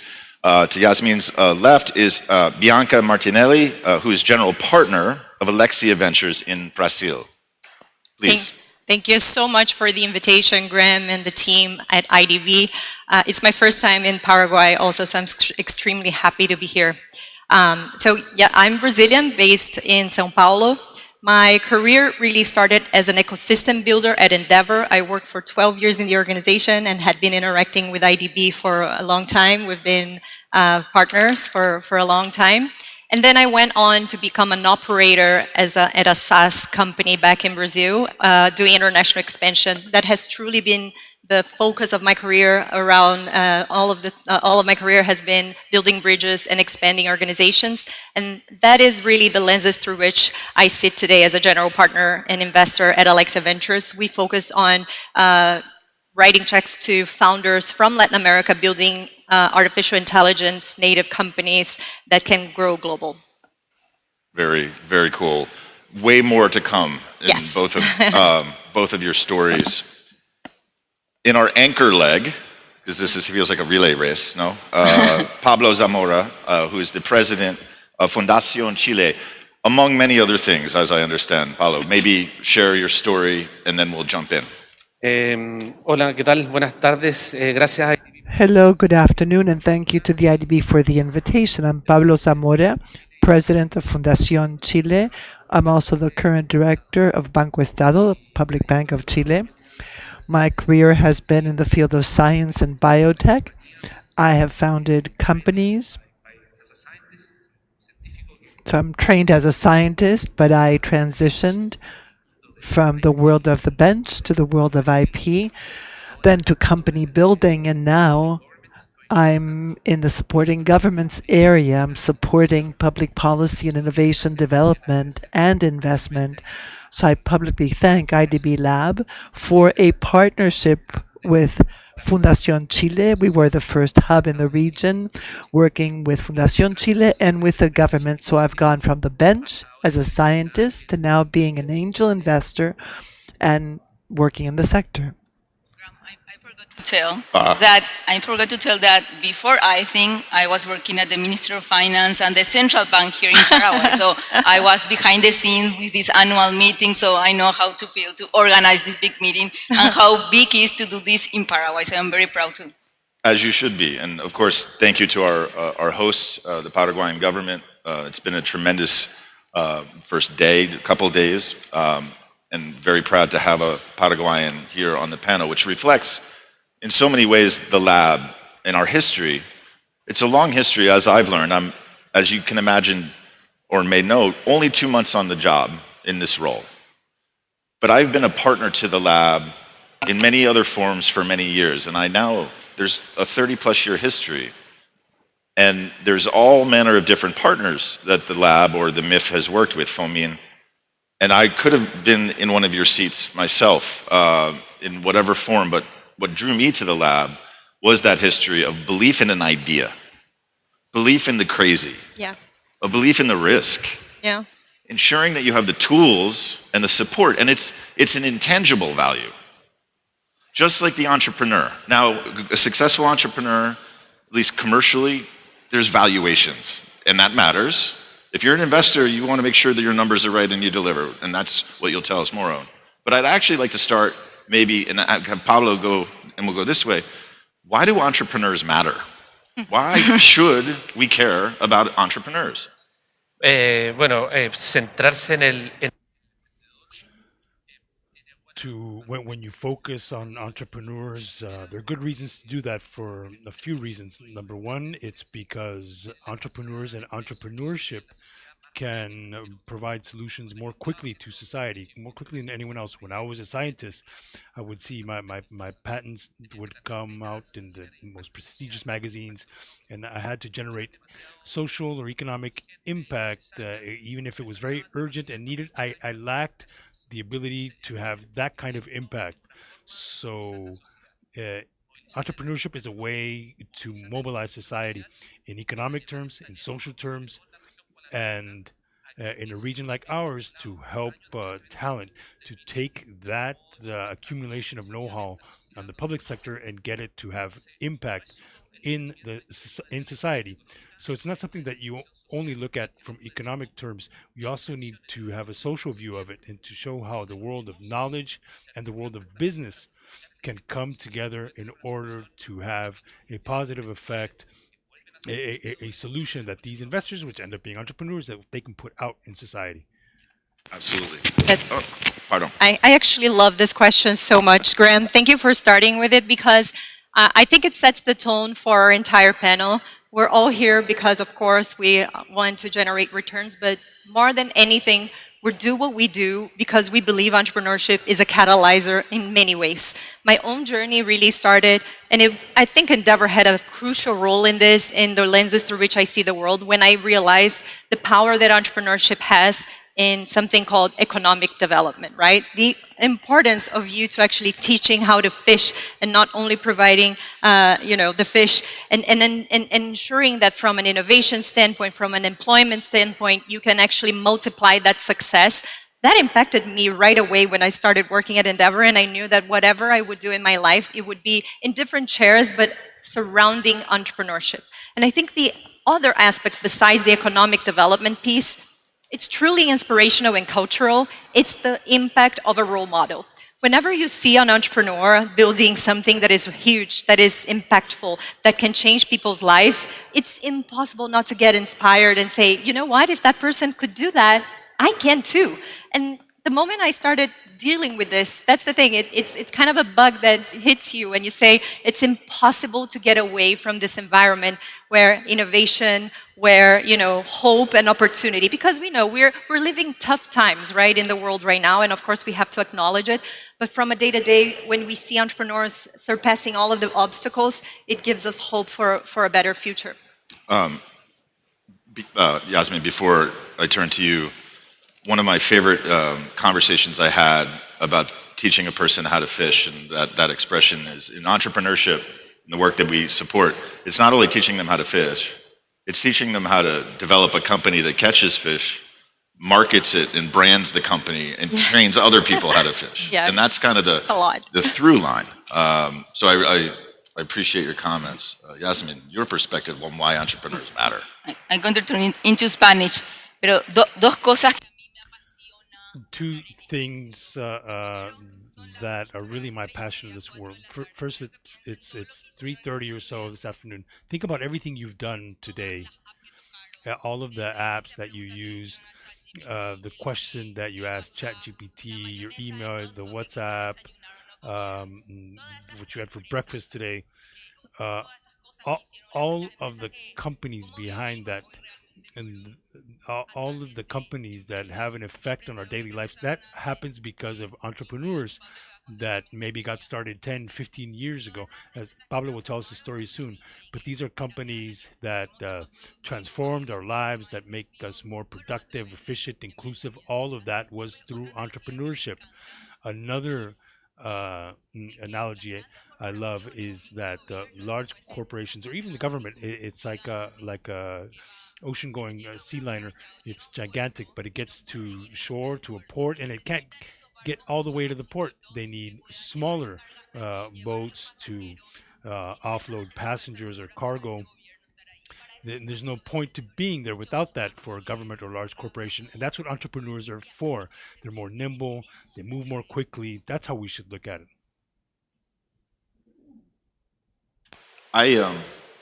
I'm inspired by your journeys to take the risk of trying to invest in entrepreneurs, in entrepreneurship and innovation. Being the crazy entrepreneur with the wild idea that has a restless passion to solve problems is a very special skill. And being an entrepreneur is vital to the dynamism of the region and developing these solutions. Is one, as an investor in entrepreneurs, even more crazy? Yes. Yes? Why? Yes. Please. Yes, because especially when you start this for the first time in ecosystems that there is so many less angel investors, so many little angel investors, or so many, there is not ecosystem. So In Paraguay, especially. In Paraguay. So we focus investing in entrepreneurs coming from Ecuador, Peru, Bolivia, Paraguay, and Uruguay. We started 4 years ago with this fund. Actually, Tell us about the fund. Like what stage, how much capital? Yeah. Are you raising capital now? Yeah, we invest in early stage. We focus we are agnostic when we invest in terms of we invest in all verticals because we want to look for the best entrepreneurs on those 5 countries. So we have 20 investments in the fund 1. So we have 1 more investment to do. This is the last year. So all entrepreneurs, raise your hand because we are having the last, and we started also to do follow-on investment in the. And your equity. Equity. Series A, seed. Equity, pre-seed. Pre-seed. Seed, pre-seed and seed. Perfect. Sí. And now we are raising fund 2 to do a double down on those 5 ecosystems. You know that 5 ecosystems have that like 10x in terms of number of startups, in terms of VC investment. So back then when we started, that was 5 years ago, when we started was only 2% of all the VC in Latin America, Spanish Latam, and now it's 6%. So look to this small ecosystem because are growing a lot. Juan Pablo, your journey in becoming an investor, what is your perspective on the opportunity, the discipline that you've had to bring into that is special? Creo I think that my journey is perhaps a little bit unlike other normal entrepreneurs. As a scientist, I had to create a company, grow it from 3 to almost 1,000 people. It became a unicorn. We invested almost $500 million in order to raise $500 million in a global network. By the way, with Endeavor's support, we had to have a really clear idea of how VC works, of what kind of VC I want to be, how I want to treat entrepreneurs, what's the lead time to my response, how I will provide support. So the way I approached investment really has more to do with the pain that I experienced as an entrepreneur, because I've had experience with good venture capital and bad venture capital, and not everyone in the investment world will empathize with the person on the other side of the table, the entrepreneur. I had come from the United States with my two partners. I was a professor in the UC system in the US. Another was a Harvard professor. I said, let's go back to Chile, start a company. And my colleagues and I had a good reputation in the United States. And the fact that we were in Chile, that was enough to make it so that people didn't trust us. And there were no successful case examples at that point. So we had to go out to the world and talk about our idea, which was to have deep learning and apply that to massive feeding systems. And there were large venture capitalists in Asia and the United States who believed that we couldn't do what we wanted to do in Chile. There was a lack of trust in local capital markets. This is more than 10 years ago. And there was no belief that the talent in our countries would have the skill it needed in order to create a global company. So we had to do two things. First, in order to raise 400 million, you have to pitch to 50 VCs throughout the world in order to get to that amount. Then second, you need to be able to convince them that capital in Chile makes for a good investment because of its cost, because of the talent, because of the network, and because in Chile we're a small market. It's well ordered, and when you have empirical evidence in a small orderly market like ours, that can be scaled up to more competitive markets like the US, perhaps Mexico, Japan. And so to answer your question, what I learned as an entrepreneur made me realize what kind of investor I want to be. And I was very poor before, and I couldn't do this before. But now I'm on the other side of the table, and I personally look at the founders of a company, the team, the technological disruption that comes from these companies and the ability to scale that up, especially when it comes to relevance. The relevance of the solution for me is very important. So I'm very picky. I'm very picky when it comes to picking a company that beyond the yield, it's about having a solution that society urgently needs, which is why I'm into technology, climate change, agriculture, human health, because this is something that we all share. And when you work together, you get a solution that gets faster to the market. As an angel investor. With me, my own journey was, I was on the other side of the table for half of my career. And when I decided to go to capital allocation, it was because I didn't want others to suffer like I had suffered. What you shared resonated with me. Bianca, does that resonate with you? 100%. I think maybe? 100%. I think we're so aligned in this panel. I love hearing all of your stories. We have to disagree on something. That's true. No, but honestly, so I always say I started my career doing, venture capital without the capital. It was 2007, and what I was doing, choosing founders to supporting them, but without the capital, was truly a lot of what I do today. And I think what I have come to understand throughout my journey as an ecosystem developer and as an operator is really the role of capital in actually fostering those journeys and how important it is. I myself also never thought, oh yes, sure, I will become a capital allocator. That was not my main motive for becoming a GP at a fund. It was truly the impact and the role that I would have in changing those lives and those economies. That has always been my drive. But to your first point, Graham, which I love, if entrepreneurs are crazy, if we are crazy of doing this, I actually think entrepreneurs are contrarian by nature, and they need to be, and I actually always love that. When I started working at Endeavor, coming out of business school, everyone was saying, Endeavor, what are you doing with your career? Because no one knew what the organization really was.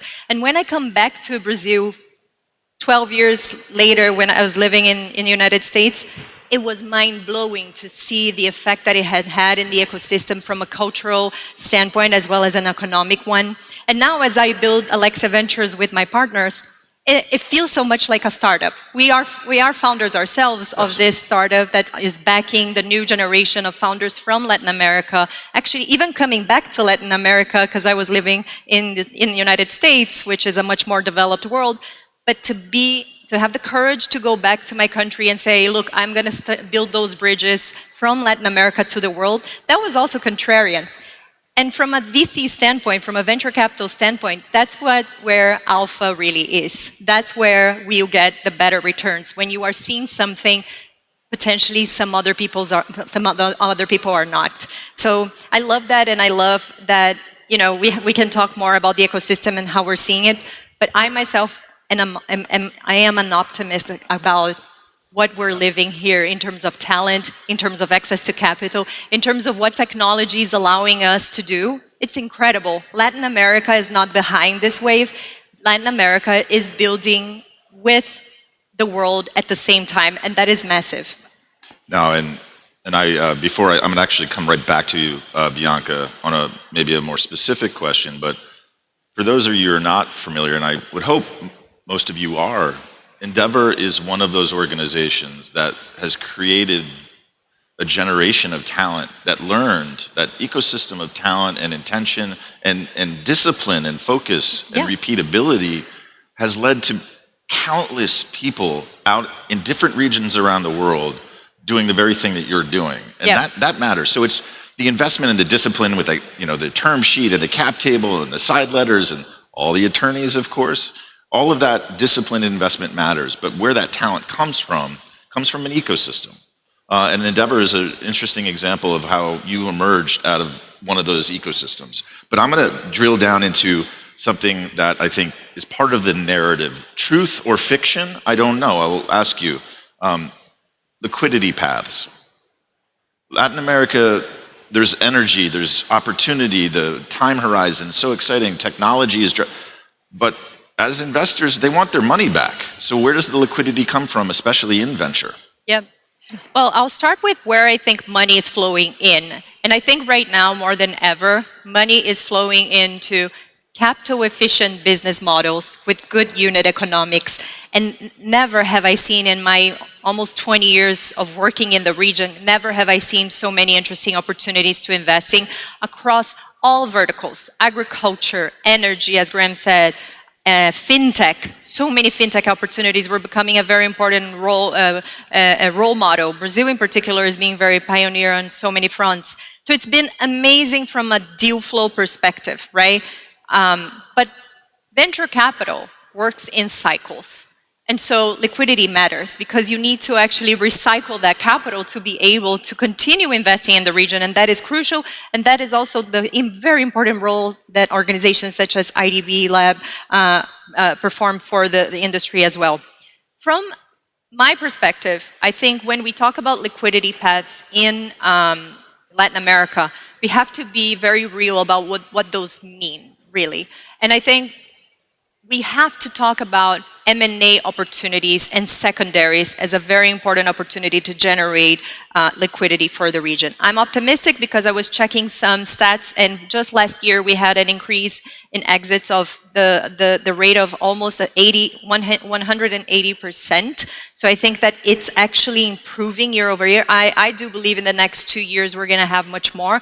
We're seeing there is a Kaufman Fellow. I'm part of this fellowship that is pretty much Endeavor for VCs. There's a Kaufman Fellow from Chile who's based in Mexico, Antonia Rojas, who created a fund only focused on secondaries, meaning buying shares from other funds and providing liquidity to the sector. That is crucial. We need more of that. We need more structures that can allow for that liquidity instrument to be taken in place. Another very important player in this ecosystem to generate liquidity is corporate venture capital. So corporations are becoming more and more in depth. They're going more and more in depth in pretty much investing, building open innovation, getting closer to the startup ecosystem.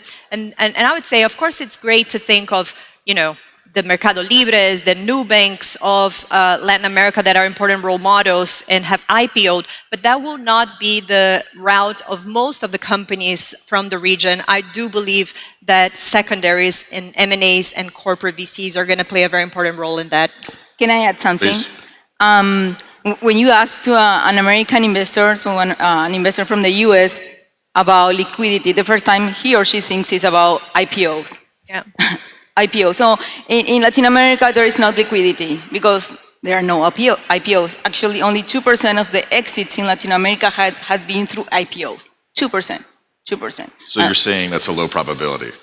That's a very little probability. And I agree with Bianca that here is M&As and secondaries. And this is part of the curve of where we are as an ecosystem, as a regional ecosystem. So now we are seeing more funds focus on secondaries, more family office corporations opening their corporate venture capital, opening their new business model. But I think this is also a job that I think that IDB Lab should focus more is we work with a lot of investors that are corporate, and most of them have big new business units, and they are opening this new business.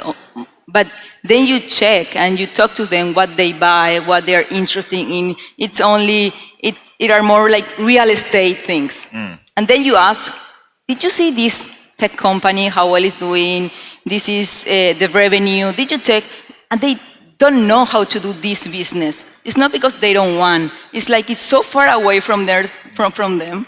So there is a job to be done, especially in emerging ecosystems in Latin America. Juan Pablo, please. No, gracias. Thank you. I agree with Yasmin and Bianca, but we do have to recognize some facts, some realities. First of all, our venture capital market is so much newer than a long-standing one like the U.S. So to compare liquidity from our market with markets like that, it's completely unfair in terms of timing. Second, capital availability. In Latin America, there's less availability of capital and financial flows that would lead to liquidity. What governments need to do is attract investment funds that have experience that can help our local investment funds do a better job to invest better and to apply better practices so that we can get liquidity like we see in other more competitive markets.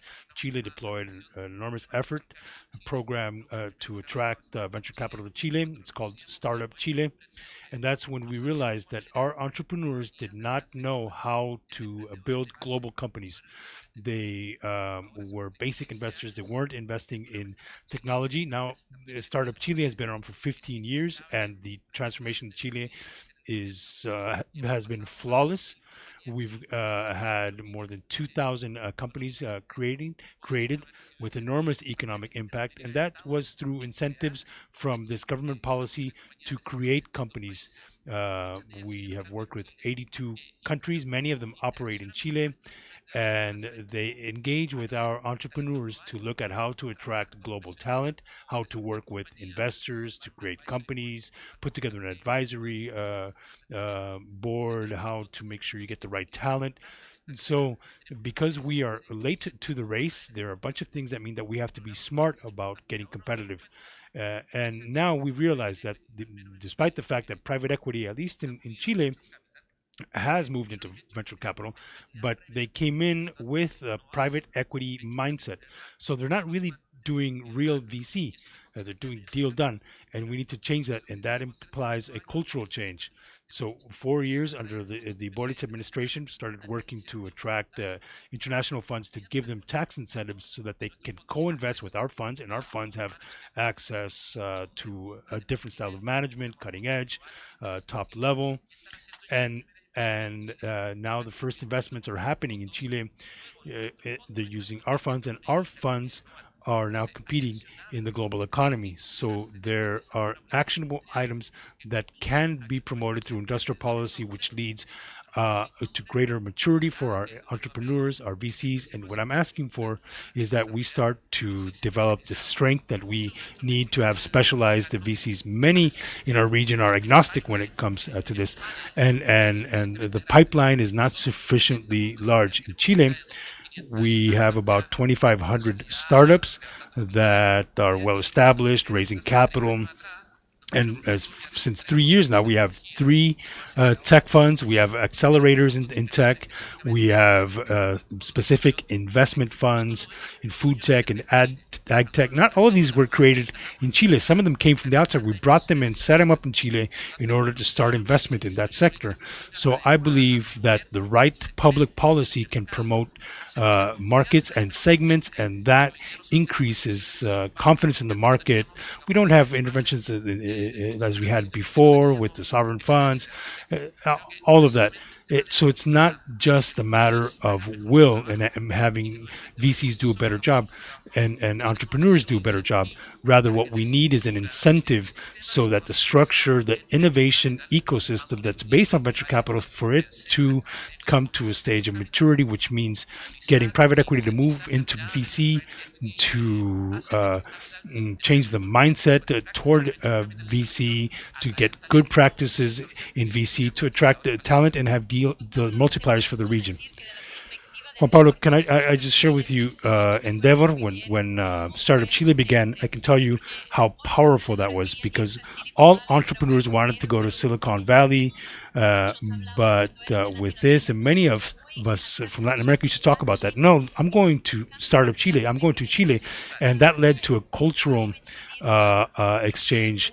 And I really agree with that role. When you have infrastructure beyond public policy, where central banks or governments are involved, as is happening in Brazil, when everyone is supporting, it's very interesting when it comes to Latin America's financial architecture, as an example.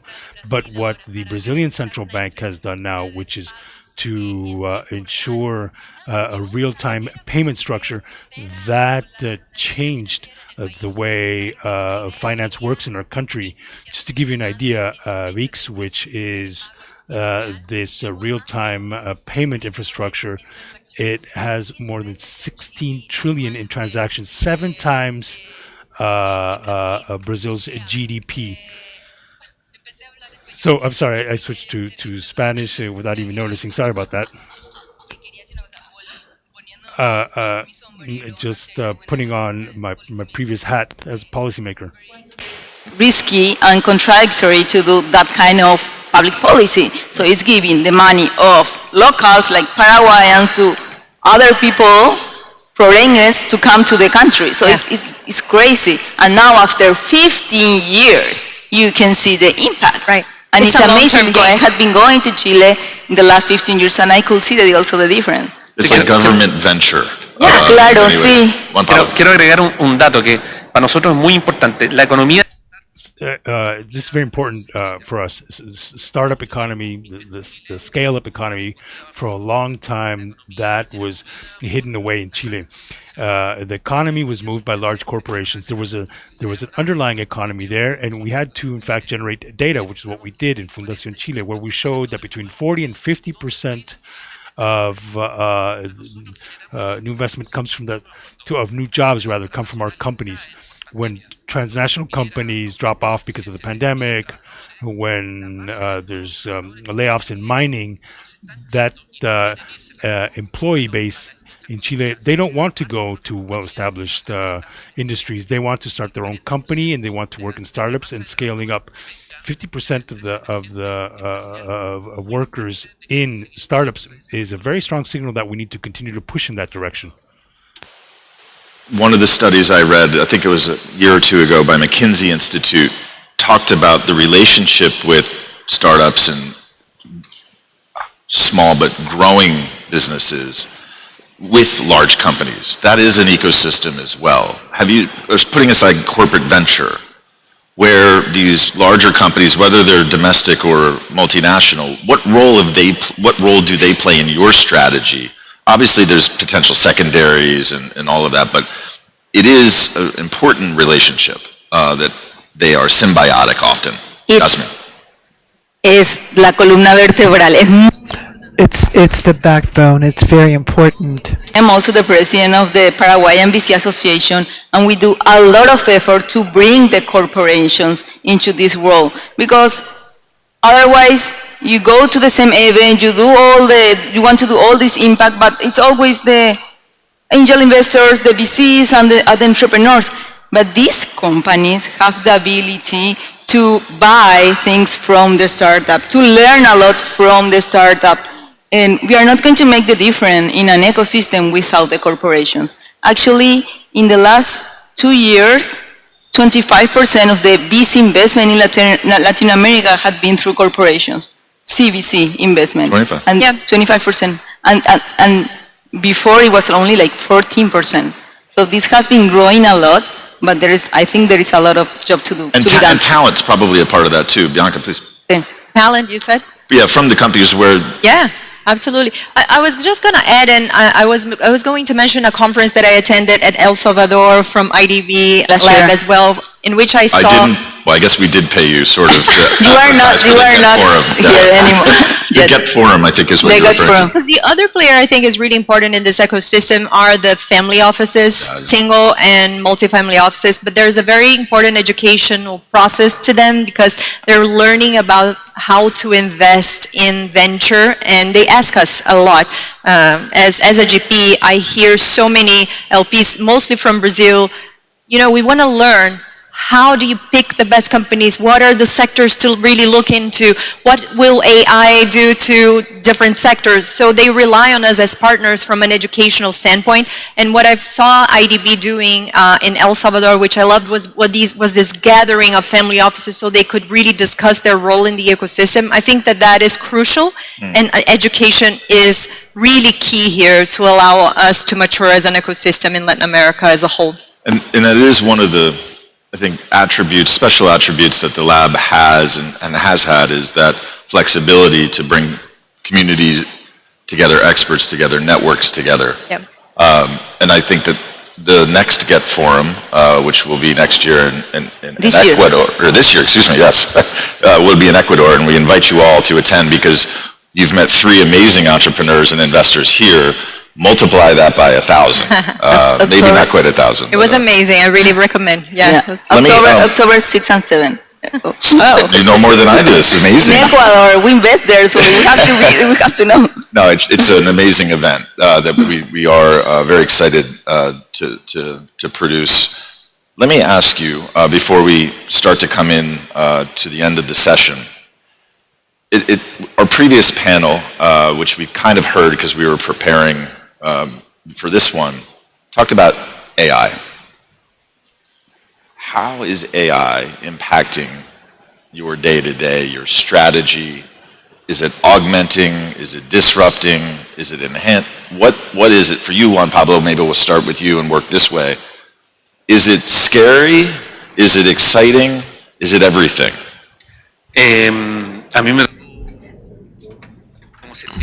Well, as a scientist, I worked with AI back in 2010 when I was teaching in the US. The first AI company was deep learning, machine learning, and all those combinations that seem minor today but were quite sexy back then. 2014, 2015, and it was quite disruptive at the time, and it made us more competitive. My company became the leading food company in the world. We went from 0 to $600 million in 2 or 3 years because of an innovative model. We got our investors to understand our technology and what we were doing with it. We had an impeccable IT portfolio that blended AI with food products. So we did a good job, and that same company today, I don't think would be as successful because we've come to a saturation point. So there are very few elements. I think to stand out in AI, you need to be in control of technology. And I think we were smart because we developed our own technology, our own databases, our own line connection data points. And when you work with AI and you're adding value using your own knowledge and you're not just following the wave of what is happening on the market, which uses AI as a commodity, codes are commodities. So it's really hard to see companies that are fully disruptive unless they're, one, AI developers and others that use a different approach, a different way of using AI, one that is unique. We have students in Latin America developing AI and apps. So coming out with just one more app or one other predictive algorithm in the region, when we don't have the computational capacity we need, many companies are falling behind when it comes to quantum technology.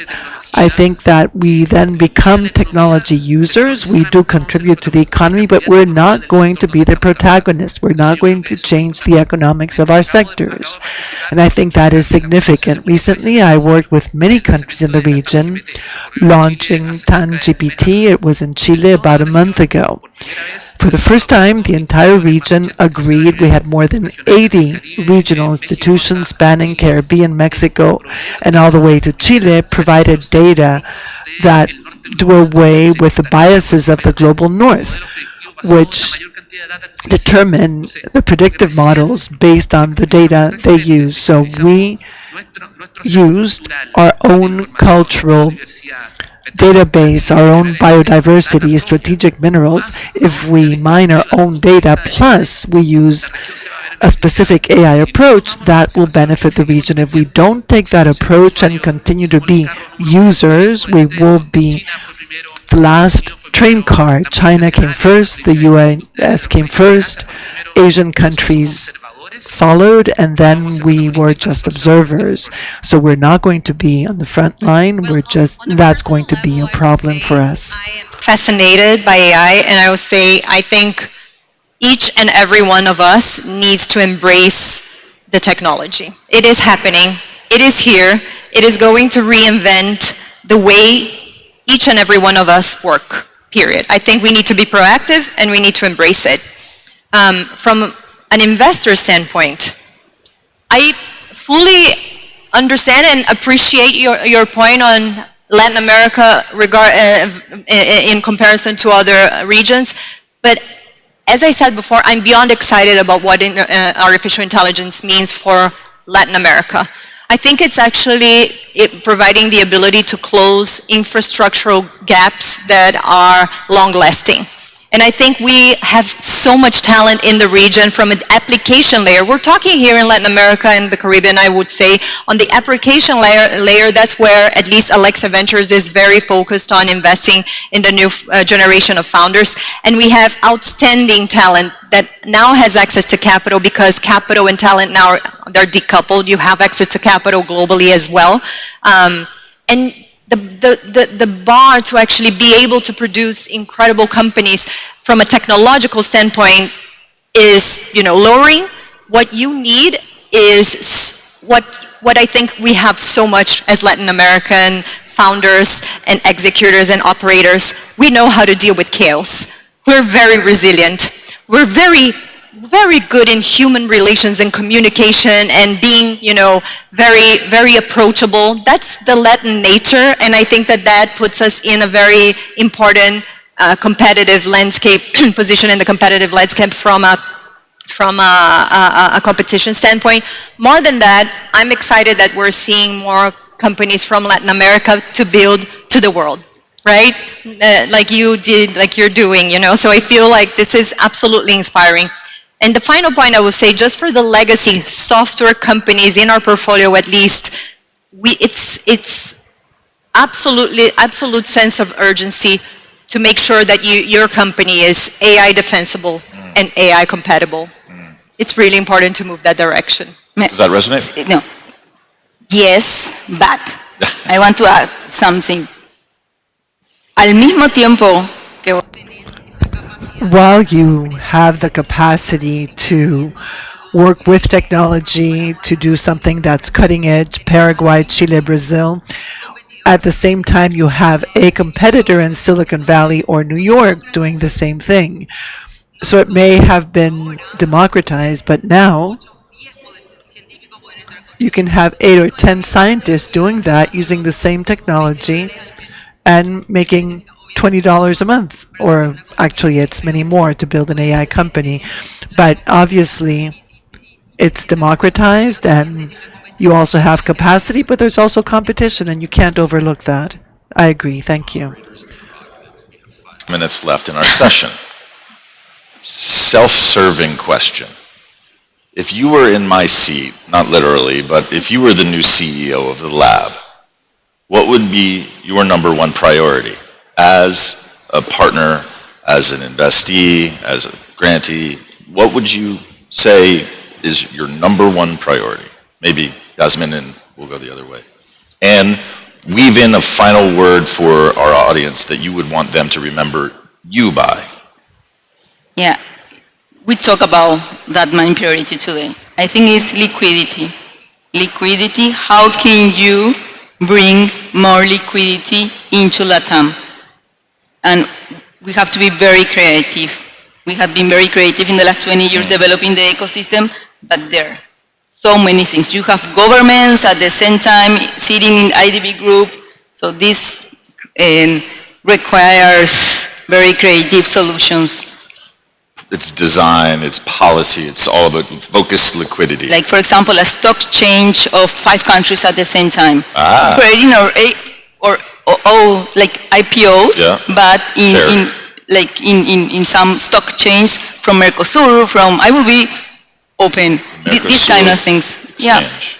What is the one thing you want our audience to remember? You, Yasmin. Look, these small but big countries that are in Latin America, because they are growing a lot and there are great opportunities. So if you want to do an angel investing, look for Paraguay, look for Ecuador, Peru. If you are creating a fund, look in this frontier ecosystem. There is great Brazil and Mexico, but look the growth of these small ecosystems. Which can suit venture very well. Bianco, what words of advice, what would you do if you were in my shoes, and what is the one thing you want our audience to remember? I think IDB Lab has a very important role in ensuring capital continuation for the journey of founders who are building the next wave of technology in sectors that are crucial for the ecosystem of the region. In particular, as we go back to AI, what's happening in terms of predictive analytics on rare diseases, or the ability to actually provide very, curated learning journeys for people across different nations and across different access, right, socially. I think that is huge. I think the technology is there, and I think there are incredible people in the region building. I think IDB Lab has a role to play in catalyzing that capital even further.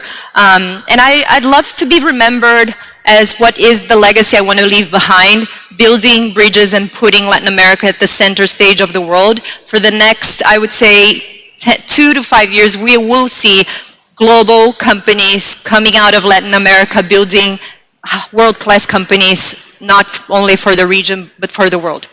Fantastic. Juan Pablo, you can wrap us up with your inspiration, but before you tell us the one message, please share with me what would you do if you were me?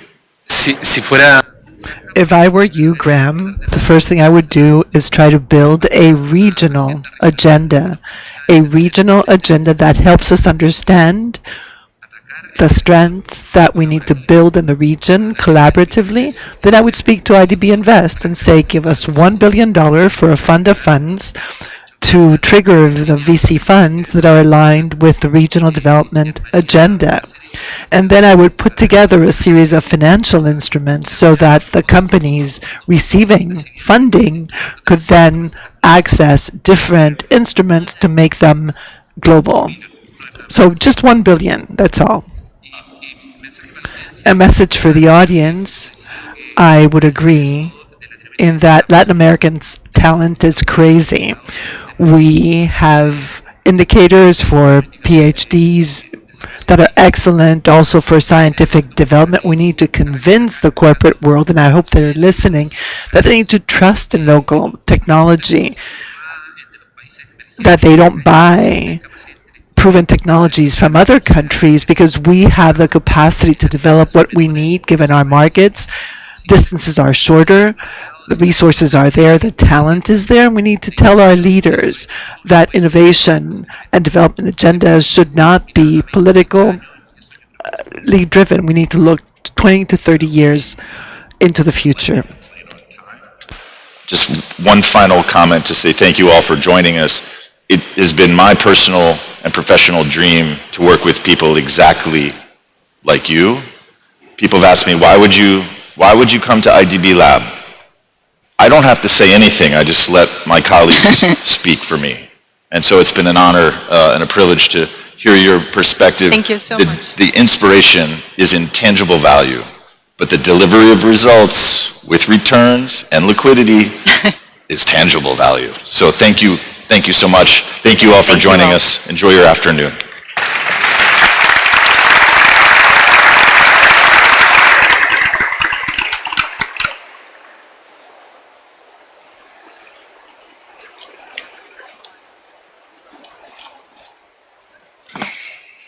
Thank you, Graham, and thank you to all of the panelists. Thank you so much. Well, now we invite the audience to explore the different spaces prepared for you in the main hall of the CONMEBOL Convention Center. There you will find a data wall on Latin America and the Caribbean, presenting key figures that illustrate the reality and potential of our region. The Ministry of Economy and Finance Museum, featuring historical documents and collections highlighting key moments in Paraguay's history. Also, an immersive experience showcasing projects from across the region, combining sound and visuals that transport visitors into each initiative. We encourage you to visit these spaces during the event. Remember that you can download the IDB Group Annual Meetings app, available on Android and iOS. Through the app, you can follow the event live, access the detailed agenda, and stay updated on all forum activities. You can also register through the app to participate in the private sector networking session located near the registration area.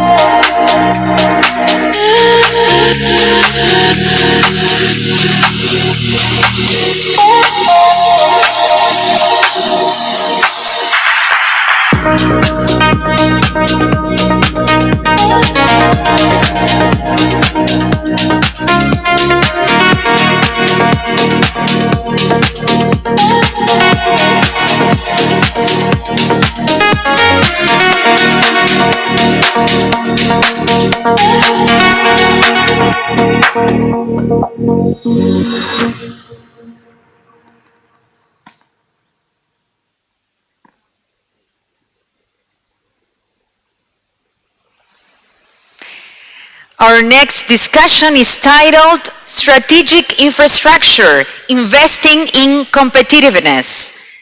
Now let's please welcome Elizabeth Roberrechts, Managing Director, Infrastructure and Energy of IDB Invest. Welcome, Elizabeth. It's a great pleasure to have you here.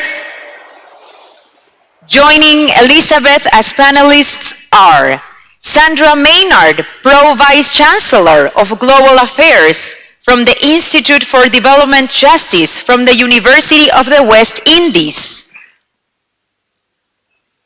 Fernando Ruiz de la Torre Esporrin, Country Manager for Paraguay and Uruguay, Grupo SACIR, España. Luis Núñez, Fund Partner, Global Infrastructure Partners, BlackRock USA. And Rogerio Tavares, Vice President of Institutional Relations, IGEA Brazil. Thank you all. Elizabeth, the floor is yours. Thank you. Thank you so much. So it's 4 o'clock. Everyone's a little tired, but you are the lucky few or solid group that has stayed for the most interesting panel of the whole day. So thank you so much. Congratulations for that decision. We've been talking a lot recently and in this annual meeting about data centers and AI and the changing technologies.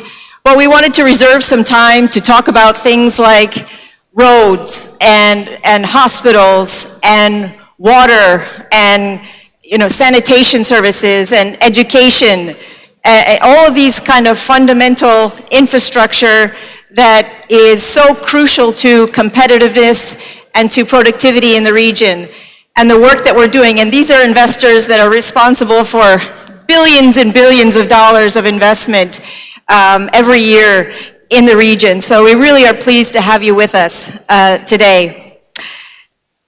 The region faces a very significant gap in infrastructure, and that's something that's been discussed quite a bit. This $2.2 trillion deficit, this is a calculation from IDB, that's needed by 2030, which would be about 3.1% of GDP of the region annually. And there's this persistent deficit in infrastructure investment. And we saw some statistics when we were walking onto the stage, but to give some quantification of that gap, the OECD and the Pan American Health Organization show that we have about 161 million people that lack safe drinking water, and more than 330 million that lack safely managed sanitation. A lot of big disparities between urban and rural citizens. In the case of health, we have about, in the region, 2 doctors and 2.1 hospital beds per 1,000 people, compared to the OECD averages of 3.5 doctors and 4.7 beds, which constrains capacity, constrains productivity, it constrains people's well-being. Education, there are significant gaps in learning assessments, indicate students in the region perform substantially below OECD benchmarks, gaps equivalent to several years of schooling that limit their skills and long-term economic dynamism. And why do we care? It's sort of, I guess, not super exotic, the connection between these things and the impact that they have in the region and why we at IDB Invest focus on them so significantly. But just to give one concrete example, we had a signing today of a transaction, a ceremony for a transaction in Rutas del Este here in Paraguay that we did with SACIR. And this is the expansion to the Rutas 27 here in Paraguay, that's going to save every single car 25 minutes in transit. That's a massive savings in just overall time and efficiency. So this is really important. And what we also want to make sure that the private sector understands is that these are opportunities for investment. It's not just, there are gaps and the public sector has to figure it out. The public sector has limits in what it can do, and they're more and more drawing on the private sector to help address these issues, finance, operate, and control these infrastructure gaps. So this panel is bringing together experts with different vantage points, investors, operators, leaders who will share their insights regarding turning these infrastructure opportunities into real projects that can be scalable and have lasting impacts. So I'm going to begin now with the discussion. I thank you all for being here very, very much. Fernando, this is going to be a multi-language, so start up your translators if you are using them. One of the points that we often hear investors talking about, and I certainly understand this, is that they're eager to invest, and there are not a lot of bankable infrastructure projects in the region, not enough. SACIR is obviously one of the largest and most important developers, construction companies, operators of the region, all over the region. From your experience delivering projects, what differentiates a project that actually gets built from one that sort of stays in the pipeline and doesn't quite make it to fruition? Hola a todos, buenas tardes. Hello, everyone. And thank you, Elizabeth, and thank you to the IDB and IDB Invest for inviting us, for inviting Sacid, and also for having us on this panel. Thank you to my colleagues and to the audience. So what sets apart a project? What makes it work and actionable so that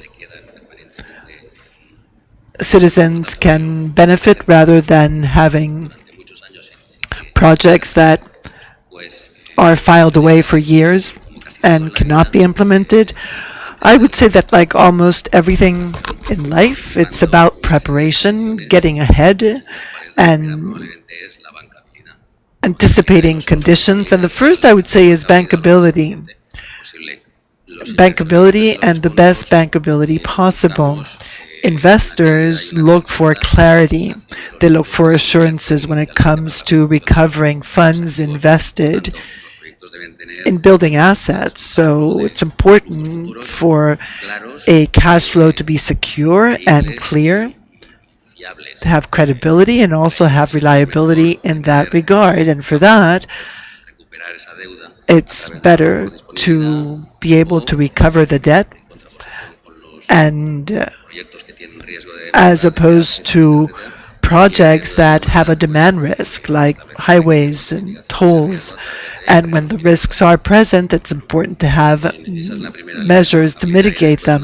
So bankability is the first thing I would mention. And then it's also important to, from the very beginning, have clear ESG criteria and parameters. That's going to offer a twofold advantage. First, that's going to improve interest rates, and it's also going to make it possible to have a better integration of the project with both environmental and social aspects in society.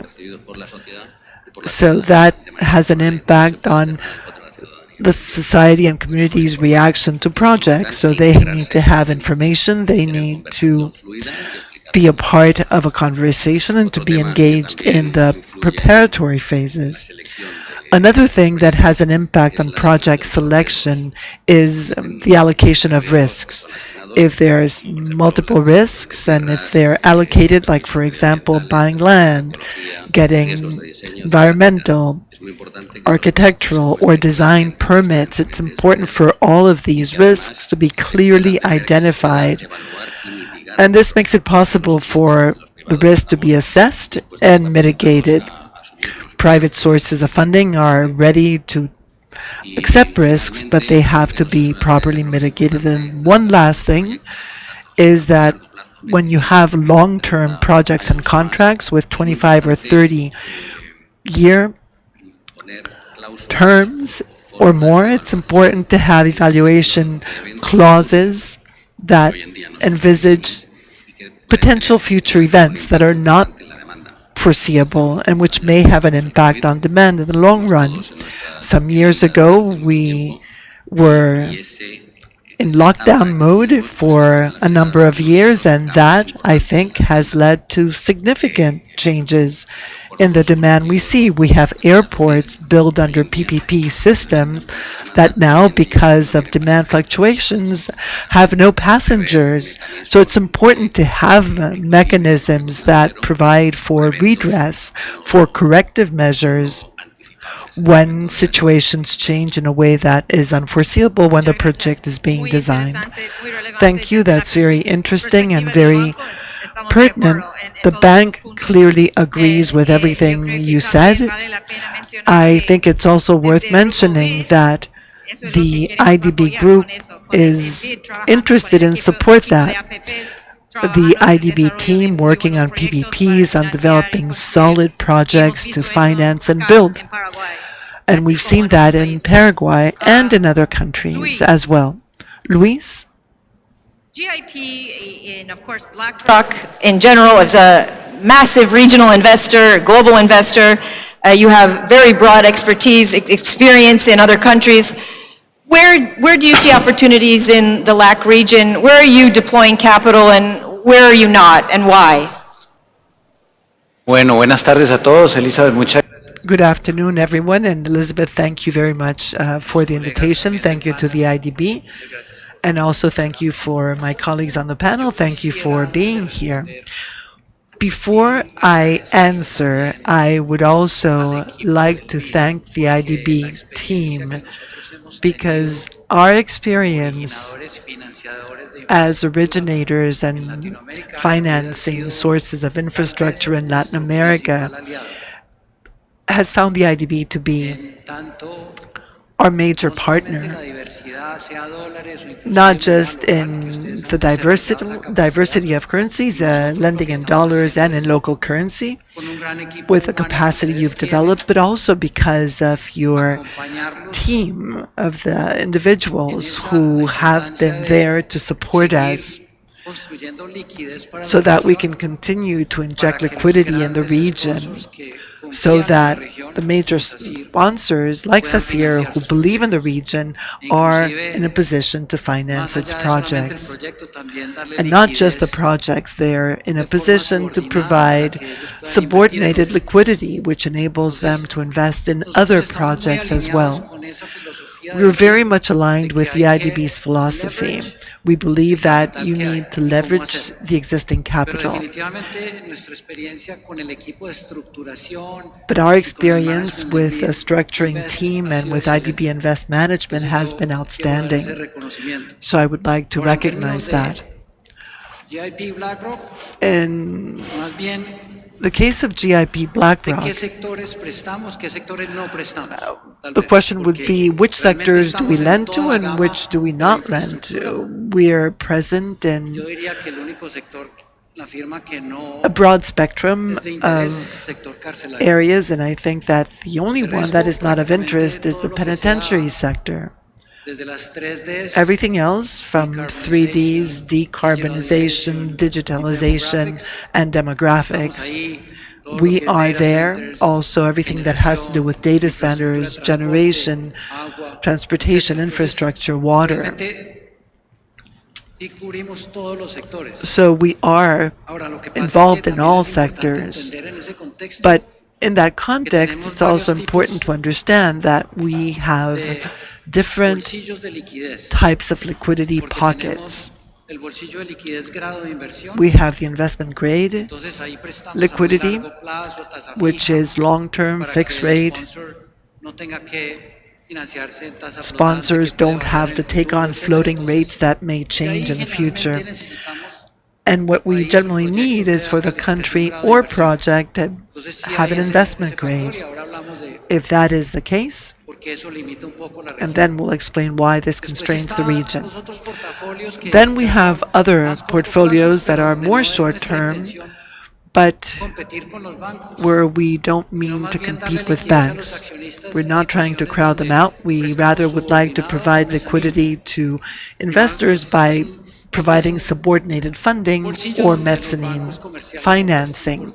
So it's a sector that commercial banks do not lend to because of existing regulations, but it's important for shareholders. So we have 5 to 7 year funds where we are subordinated to the project debt or to other senior loans the sponsor may have. So we work at that level too to bring in that liquidity angle to projects.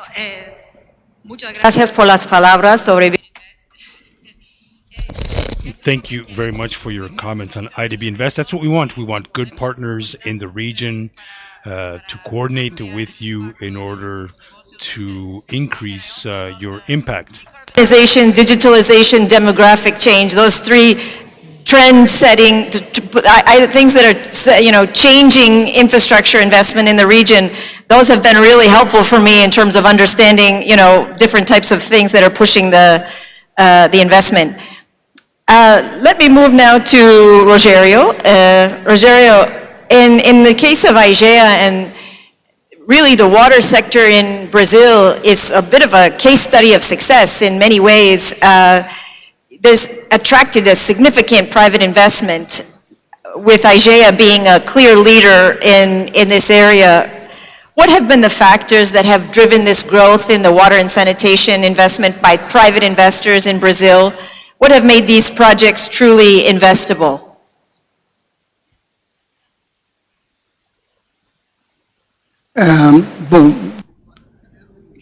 First of all, good afternoon. I would like to thank the IDB for the invitation. I'm going to speak in Portuguese because instead of combining Portuguese and Spanish, I don't think that's very successful. So I'm going to speak in Portuguese. It's easier. Brazil, in its water and sanitation sector, is experiencing a very interesting moment where there's a lot of investment taking place. And that basically is due to the fact that there is a regulatory framework which is clear, it's predictable, it sets targets for universal service, that provides more legal certainty for contracts when public-private partnerships and concessions are involved. So in 2020, there was a key report that led to a watershed moment in the sector. We have developed contract models or formats that are very good. These are contracts that provide peace of mind for the operator as well as for the investor, because they normally have a well-defined risk threshold, mechanisms that are agreed to on economic terms, and that provides a solid foundation for investment for everyone. In addition to the contracts, we also have operators that have the capacity to execute these projects. We include ourselves among that group. These are operators that have scale. You need to have scale. These are operators that have good access to financial markets and that are able to deliver what was agreed. So these are operators with full capacity to implement, and that is critical in order to get things to happen. These set of elements mean that long-term structured capital, or rather with long-term structured capital, with its arrival, then things can happen. Support from multilateral organizations like the IDB or IDB Invest, for us, it was critical. There was support for some large projects. There's still a lot to do. The IDB's participation in several funds that need to grow in order to capture more investment opportunities and reduce the average cost of financing. So we are looking at a very positive scenario, and that's why one can say that Brazil has managed to establish a model, a structure that combines sustainability, financial sustainability with social inclusion, which is a very important issue for us and for many countries in Latin America. Thank you. No, I see this as being a good example of a case where regulation really has had success. There was a very ambitious goal set by the government of Brazil, and the program has been very successful. Obviously, Brazil has a certain scale that not every market has, but this is a model that, I think it's worth sharing and seeing how replicable it is because of the remarkable success that it's had in Brazil, and of course, companies like IGEA making that possible. Sandra, in sectors like education, which is, a little bit of a different model, right? It is. Projects can be smaller and more complex. You're dealing with a totally different set of actors and stakeholders. What distinguishes opportunities that can realistically, in your view, attract private capital from those that cannot? What are the critical elements to consider? Well, first of all, thank you very much for inviting me. So it's a pleasure to be here, and to my fellow panelists. Education is one of those areas that has this perception about being about the public good, firstly. So often, Because there are uncertainties with regards to returns and bankability, as we've heard with all of my fellow panelists, a lot of investors tend to shy away from working in the education space, or private investors. They feel that often the complexities around accreditation and approvals, and of course often governments are the ones who have invested initially, and they support elements of education. So moving it away from that perception is often a challenge. So really what we should be looking at is reframing education as an economic infrastructure. Because by doing that, it allows private investors to see the benefit of investing. And how do we attract those? We've attracted you, thankfully, with the International School of Development Justice. And that is really looking out globally, using technology, not only digitalization, but also using AI within that space to support learning. But I think that often the challenge is, when we're looking to attract investors, they've got to also appreciate that there is a long-term goal ahead in these areas, particularly in education. When you invest in education, normally you don't realize the returns for maybe sort of 10 to 20 years. I mean, I'm especially working in tertiary education, so you more than likely would see the turnaround a little bit quicker. But what we would like to see is the fact that private investors see the value in investing in their employees, the value in educating them, so that they can bring something back into that organization and benefit its advancement. So I would say we do have challenges with complexity around regulation.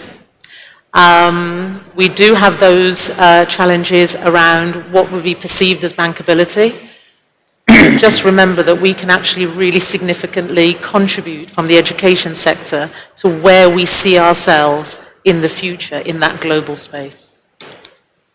And thank you for those comments. I think from the IDB Invest perspective, we see, education and healthcare, there being a significant, there's obviously a significant role for the public sector, right? But there's also people who are being underserved and are able to contribute from their own resources to better healthcare, better education, expanding their horizons, right? And so if we can have private investment in that space, and it can be very innovative and can be very use of technology, and it's really a fascinating sector, we can have a very significant impact. And also related to new sectors, for example, mining, all the training that has to take place for some of these new sectors that are happening in the region, we also are trying to support that. So, and can I add to that, Liz? What you'd said earlier, what I think is also important to consider here, is that when our private investors are looking to invest in education, remember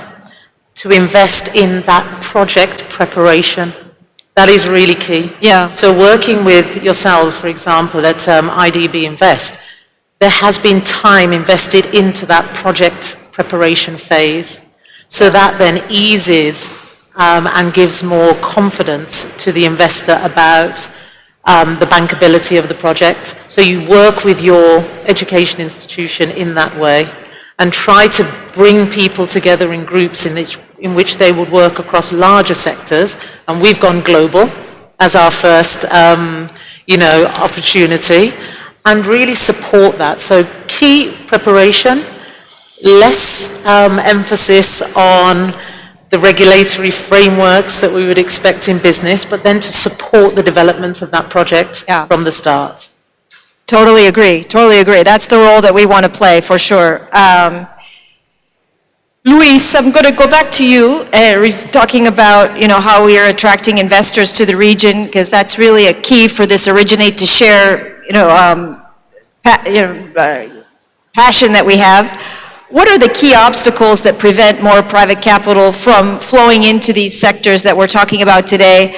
How can they be addressed? Is there something that IDB Invest should be doing, or other obstacles that need to be overcome? Y para nosotros, in our case, and this is specifically on infrastructure, there are very long-term flows because today capital markets, at least so far this year, there's been about 144 AREGs issued, about $65 billion in the region. That market is extremely deep.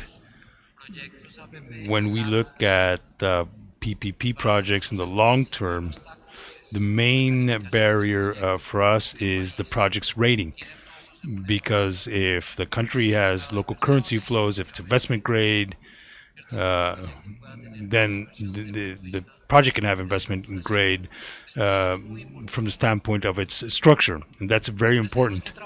So we have to work, just like what Paraguay is doing, a big effort in BAA in order to get sufficient investment grade. That will attract capital because that's capital at the best price, fixed rate, long term, which can be dispersed in not just a single issuance. For a sponsor, sometimes that's a problem because that leads to a negative carry when I'm financing a project that I need to disperse over time. So the traditional private placement there, what we do, it's more flexible for the sponsor's purposes. So that's one challenge. How do we make it so that countries understand that fiscal discipline to finance infrastructure through PPPs without fiscal expenditure, rather to have a third party do it, that can help the country improve its credit. That's one challenge. Another challenge is the countries that already have investment grade, that have that type of capital, make sure that they don't lose their investment grade, because that's something that we're also seeing. Because that's going in the opposite direction of what I want in terms of the capital needed to develop infrastructure. The other issue here is derivatives markets, which it's still too small in the region. So in order for us to hedge, some projects have local currency, and it's hard to do that. We also feel that governments could make an effort in certain PPPs to do what Colombia did in some projects, which is to provide some support in dollars.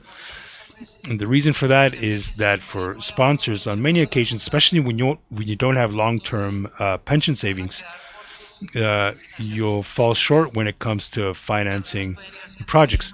Sure, they can do a mini perm, but that's not ideal because there is a significant risk of refis. So we are working with local markets, as we've done in Colombia, where we have peso-denominated funds. And with the IDB, in fact, and we'll speak about this in a bit, we've been working with the IDB to create incentives for institutional funds in the country to get them to pick a fund manager that can run an infrastructure fund in local currency, to give them that option. Because when it comes to those funds, we're not competing with banks, because these are 25-year terms. So local banks can go 7, 10, 12 years.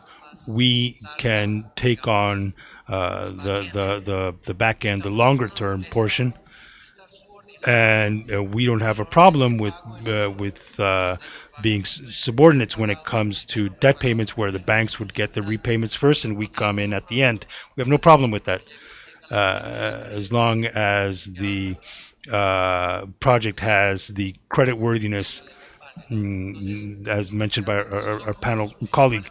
Those are really the main challenges. But we are trying to develop a market for pension savings in the region, because it's very important for the countries that have it, be that Chile, Colombia, Mexico, Brazil, and the smaller countries that are just starting that, because there's a lot to finance, because we had the countries that were there before, plus Venezuela, plus Argentina, who has been neglected for 20 years. So the region's needs are going to be greater, and we need to make use of the U.S. initiatives in the hemisphere, where it's once again a priority for the U.S. government, because there was a point in time where we were not counting, but now we are. Very interesting. We obviously want to be involved. We have financial products to mobilize private placements at 144A in the region and local currency, and that's something that IDB Investors is working to expand and build on. In talking about the projects that Sasir has been focused on in multiple sectors, what makes these projects appealing to investors if they're looking at options that they have globally for investment? You know, what do you think that is attracting investors to these types of projects? How can these projects be designed to increase investor confidence? Bueno, yo creo que hay que partir un poco. I think we need to look at the umbrella term here, which is institutionality. That starts off with not just a regulatory framework, but before that, it's the country's decision to develop an infrastructure investment policy through PPPs. It needs to be clear in the long term. Obviously, that would be the result of a national infrastructure investment plan to select bankable projects and weed out the ones that are not. So institutionality needs to happen. It needs to cover many areas, but above all, you need long-term commitment from the countries. Obviously, that would address the country risk to attract investors, as Luis was correctly pointing out. You also need trust in the legal framework. In very long-term projects and contracts, there are moments where differences can arise, and it's important to have a dispute settlement mechanism that's well-defined, as neutral as possible. And as is being done in Paraguay, you need to work on prevention, monitoring the evolution of that project, because things don't always come out the way you expect. So you need to have a third party there to advise the parties to avoid a dispute. That a dispute is always the last recourse, or rather going to court on a dispute is the last recourse. Another important lesson that we've seen in countries that have a mature investment plan for PPPs like Chile, we're starting to see contracts that are out for bids again after 25 years, and there are people in the country that were unaware of these infrastructures, what it was like before that, are now asking, why do we need to continue to pay tolls? Why do we need to build this hospital? So it's an important lesson for countries that are starting to come up with PPPs, investment plans. You need to have an open discussion with your citizens. People, I'm not talking about explaining technical complexities in a contract. I'm talking about explaining this in everyday language. What I was saying, you have road travel that takes an hour 15 minutes. In 10 years, that's going to be 25 minutes of travel. And explain to people that's going to be a great gain for your quality of life. That's for infrastructure. It also applies to people that commute on these highways. It cuts down pollution, traffic, noise. It's good to have that discussion with the community so that people can understand that clearly, and to understand what PPP contracts are, how they speed up the value that they provide the countries. And as people come into this over time, like people that start asking, why are we paying a toll when this was built 25 years ago? People need to know this, because that's where criticism comes up, where people are saying things like, well, I don't know why we're paying for this. So it's very important to have a discussion, to have an exchange with your citizens. That's very important. What I see is, obviously, and we're more and more incorporating it into our daily lives at IDB Invest, is that the life of these assets is very long, and the investors change over the life of the asset. It's not the same necessarily investor at the beginning as there would be in year 15 or something. So let's figure out what's the best solution, and maybe there's a role for a development bank, or maybe there's not at each phase. But very, very interesting points. Aegea, Rogério, turning to you, in the case of Brazil, Aegea has successfully mobilized quite a bit of private investment for water and sanitation. What do you think have been the most important conditions from a regulatory or contractual market perspectives to attract the capital in the case of water in Brazil?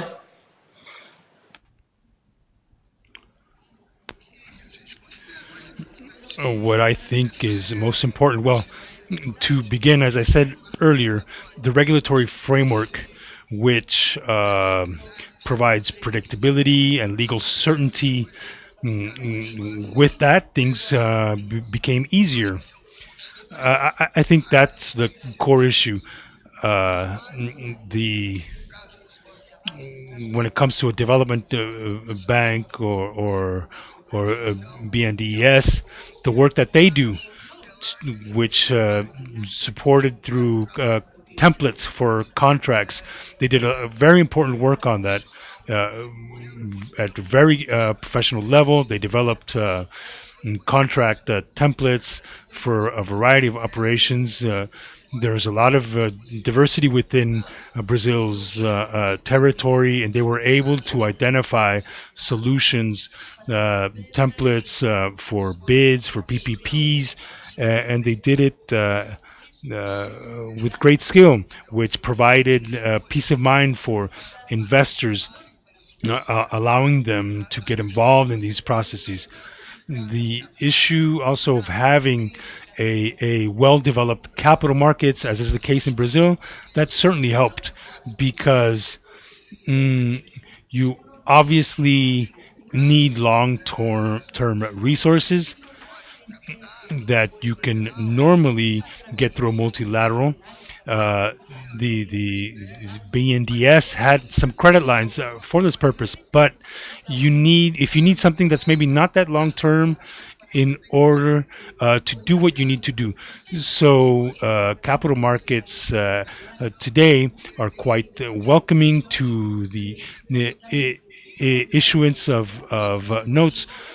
When all of this started, you could not issue anything beyond a 5-year terms, but today you can issue notes at up to 15-20 years, and that changed because the idea is investing in water sanitation is a long-term investment, and if it's well structured with good risk management, if you have mechanisms in place that allow you to rebalance contracts, these lenders, the banks themselves that operate in capital markets, they can do placements, notes that created another path forward, a very important one, which has created space in order to get the resources people need to allocate for all of these different projects. So a well-developed capital market is very important for us in Brazil. It is critical to bring together all of the funding that is necessary in order to make these long-term projects feasible. So that was very helpful. And just like a good regulatory framework, contract templates are also good. The availability of resources, market access.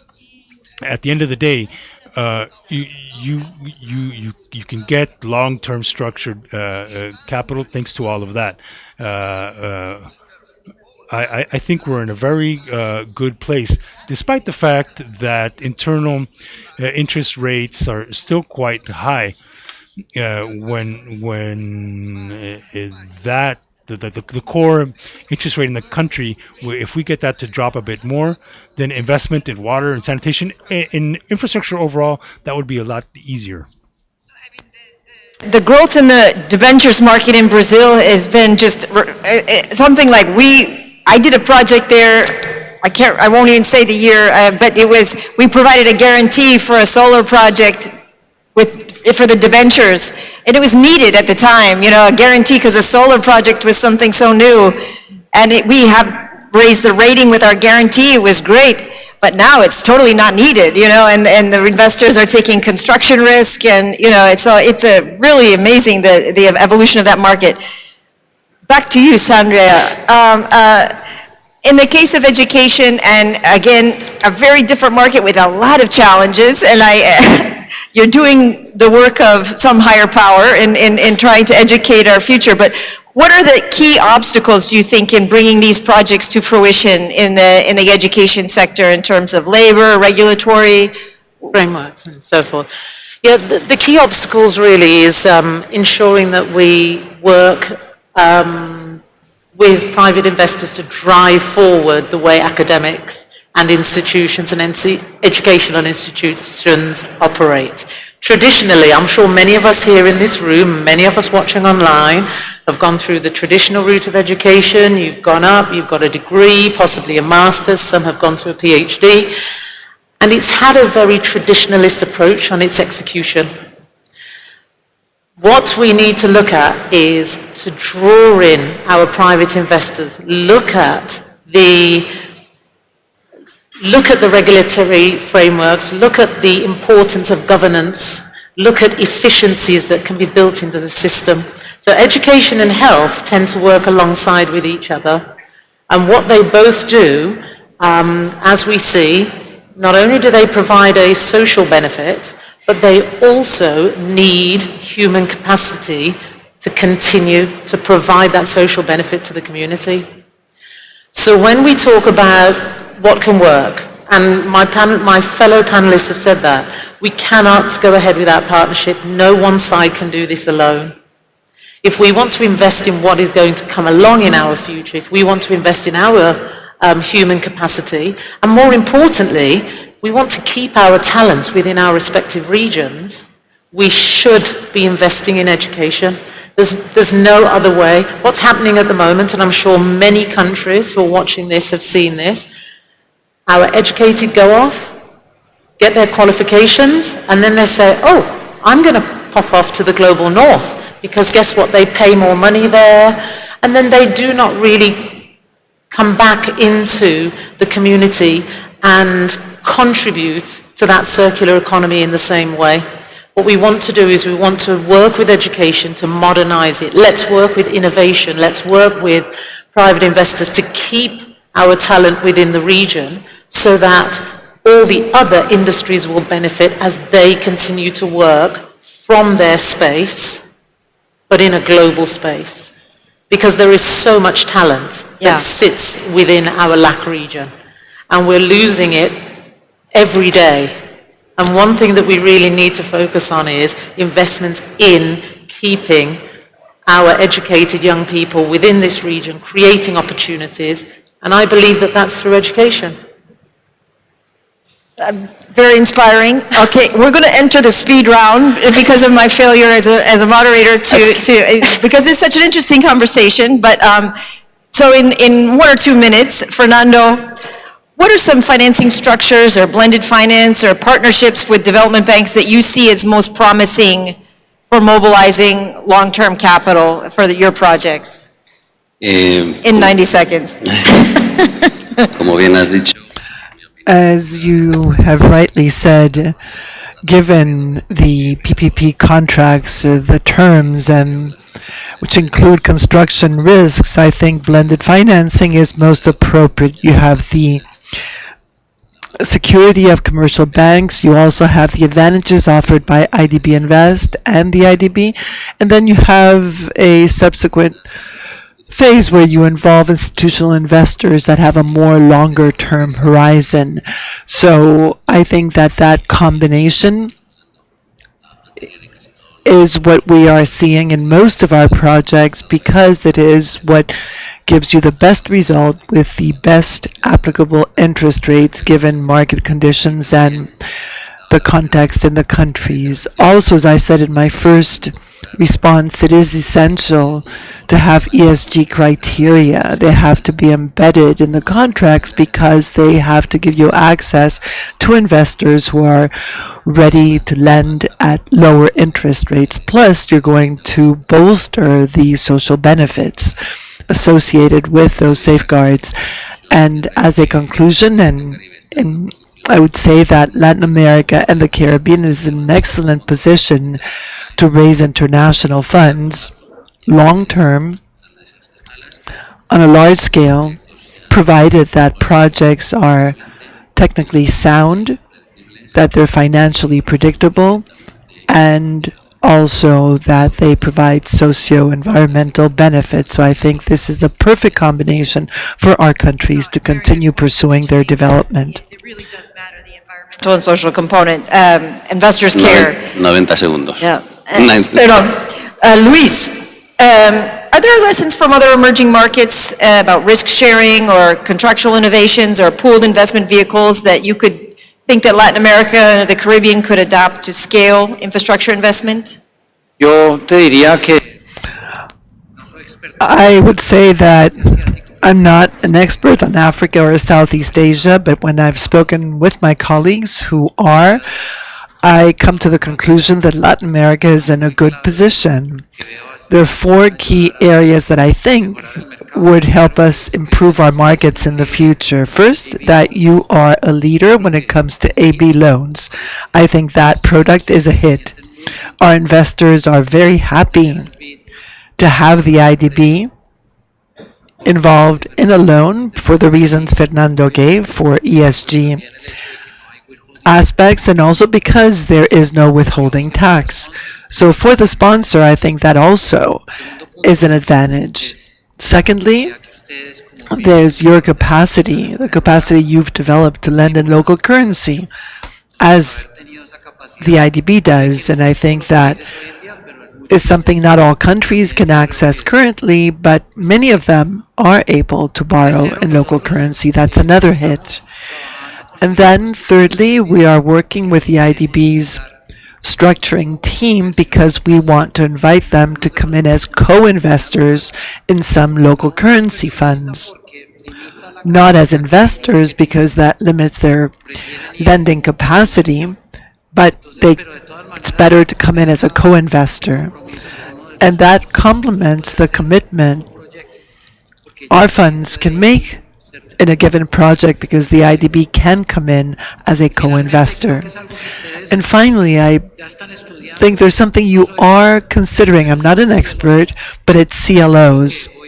And I believe the IDB has a sufficiently large portfolio to start looking at collateralized loan obligations and to sell tranches in different risk categories to institutional investors with a diversified risk in the region. Now, so not just geographically, but also by industry or sector. The IDB does not have to delegate that. It can still be the lender of record and also be part of the structuring of the operation. I think your portfolio size makes it possible for you to explore that possibility. In terms of innovation in the water and sanitation sector, do you have certain operational data or predictive maintenance, automation that can reduce risk that will make investors, attract investors while simultaneously expanding access to underserved populations?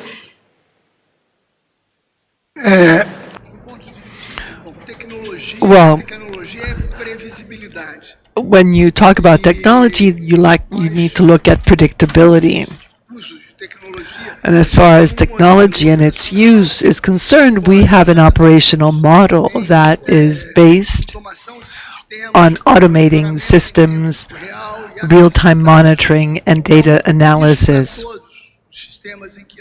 That applies to all the systems we use. It makes it possible for us to work on reducing losses, also to provide maintenance for the systems upfront. It's possible to increase operational efficiency. which I think puts us ahead of other operators. And it's primarily because we have this technology that supports us. It is the link to operational efficiency. It is something we have worked on because it enables us to deliver the results, to achieve targets that are in our contracts, and that enables us to also reduce risks and attract investors because they feel confident about what we are doing. They can visit our operations and see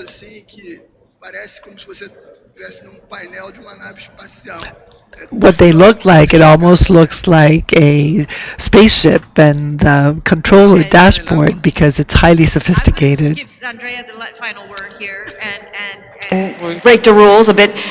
You know, obviously all of these sectors require significant public-private investment. A lot of these projects start with public sector, a huge years of work by the public sector. In the case of education, what do you think are the models that can be scalable and still maintain, involving the private sector, but maintaining this balance of equity and quality? I think just when we're looking at private investment, we always look at, businesses always think, A, bankable, B, is it scalable?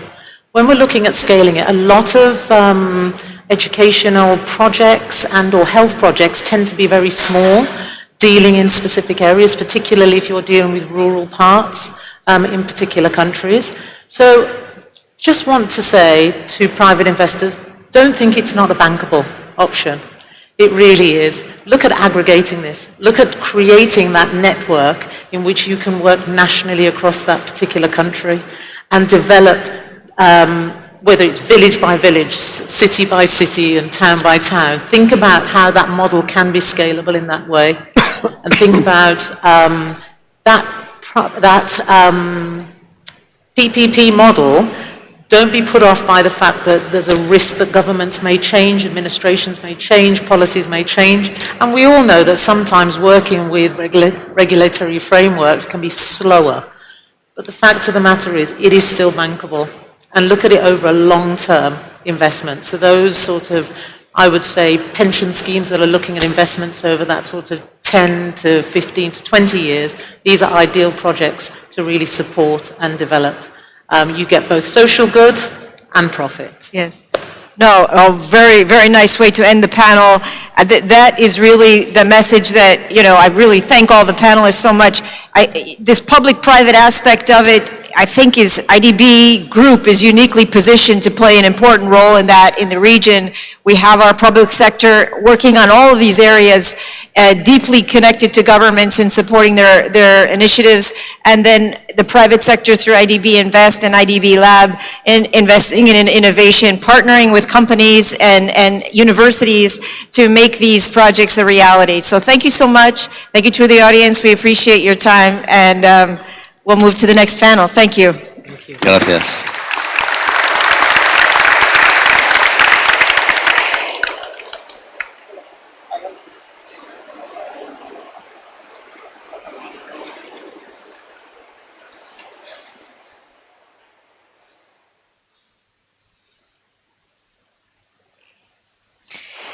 Thank you all. Thank you, Elizabeth. It's time now, after taking this photo, to move to the final panel of the forum. Thank you very much again.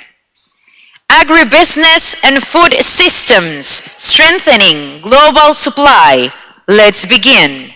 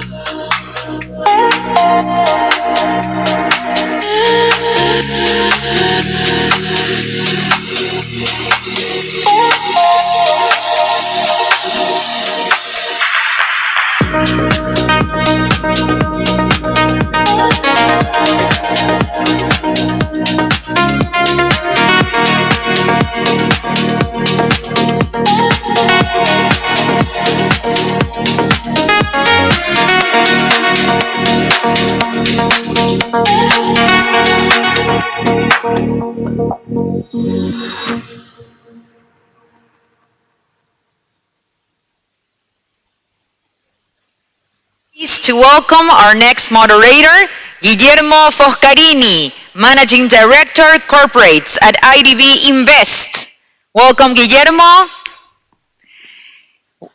Joining him as panelists are Rosario Bazán, CEO and founder of Damper, Peru. Welcome, Rosario. James McLetchie, President and CEO of Massey Group, Trinidad and Tobago. Luis Tejado, Executive Director of Prolade, Mexico.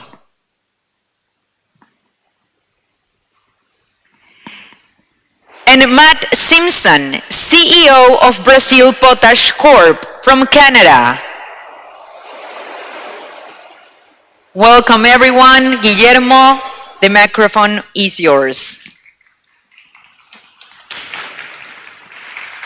Thank you very much. It's a pleasure to be here with all of you. And I want to start by thanking you for sticking with us at the end of the day to discuss the implications of the food system. It's 5:15, so it's a good time to talk about food. And also I want to apologize. You are stuck with an accountant by training. I'm an boring accountant by training, so that likes numbers. So I'm going to give you three numbers: 15, 30, and 45. So Latin America and the Caribbean accounts for about 30% of the world's renewable fresh water, and accounts for 30% of the arable land in the world. The region produces enough food to feed 1.3 billion people, which is 2 times the population of the region.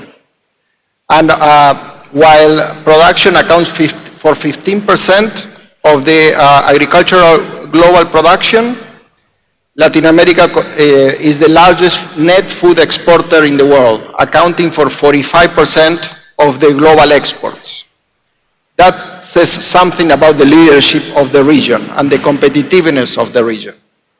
It's a global leader in all type of agri-commodities, from soybeans to corn to beef, poultry, sugar, coffee, all type of fruits, fish, you name it.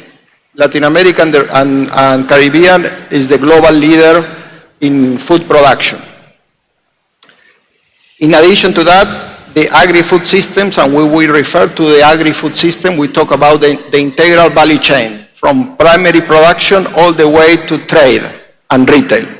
And that involves also logistics, agri-inputs, and everything in between. So the agri-food systems account for about 20% of the jobs in the region. And it's an anchor regional value chain, shaping land use, ecosystems, and social inclusion.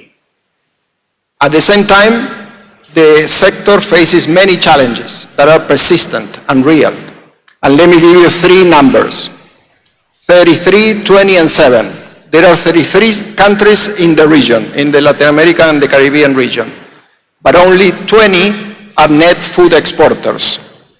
And out of the 20, only 7 in the region are exporters of staple food. Staple foods are mainly cereals that you eat every day. So there are huge disparities between countries. That leads you to food insecurity. The region has a deep and persistent food insecurity. About 30% of the region population faces food insecurity, and 40% of the rural population lives in poverty.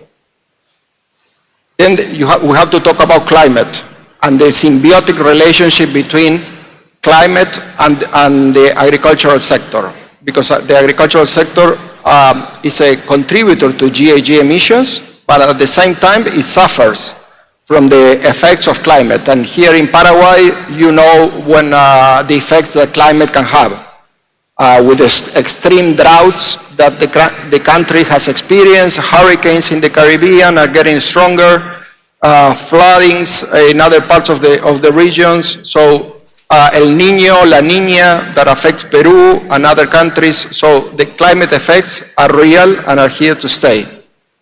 Then we're facing other problems like big infrastructure gaps and inefficiencies along the supply chain. Productivity is slowing.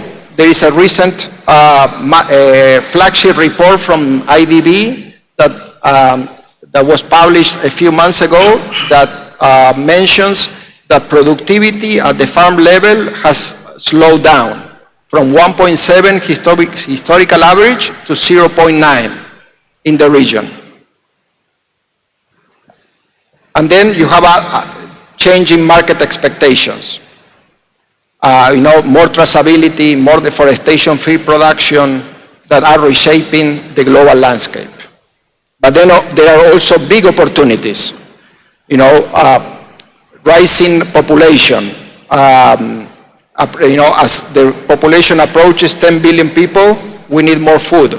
Changes in dietary habits are creating more demand for fruits, for vegetables, for animal protein. More urbanization is driving also more consumption. Innovation is accelerating. I think we all know the value of data, the value of accessing data, new technologies, precision agriculture, climate smart practices, animal genetics, advances in seeds. Those are all innovations that are progressing at a fast pace. And then, as I said, value chains are evolving. And this evolution is creating new opportunities along the supply chain. So the challenge here, or the opportunity, is not that the region can feed the world. It already does. But the opportunity and the challenge at the same time is that whether the region can do it in a more inclusive, sustainable, and resilient way. And that's the challenge. And that's what we're going to be discussing today with our distinguished panels. So thank you all for being available to be here with us. Thank you for coming to Paraguay. A pleasure to be here with you. So let's get started. Now let me switch to Spanish. Rosario. Has sido Damper como fundador.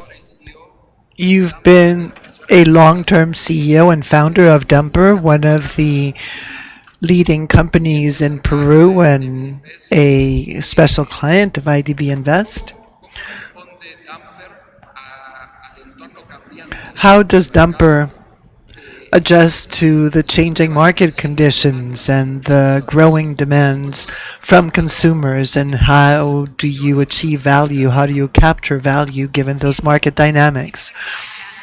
Well, first of all, thank you to Guillermo and also to the IDB for inviting me to be a part of this very important forum. As President and CEO of Dumper, I would like to thank the IDB for being a strategic partner, a long-standing partner, which has been supporting us in our sustainable growth efforts, which has been generating both economic development and social development simultaneously. We've been working together for over 10 years, supporting all three sustainability vectors together: economic, social, and environmental pillars. The company that I have the honor to manage is a leader not only when it comes to quality but also sustainability. Globally, we have become a protagonist when it comes to food security worldwide, and that's because we lead the production of superfoods and also of fine fruits and vegetables. We are the main producer and exporter of artichokes, for example, and that's for the retail market in the US and Europe. What is interesting is that this sustained growth has been carried out working hand in hand with our farmers, providing them with technology and working with them on developing training programs. By doing this, we are contributing to the country's food security.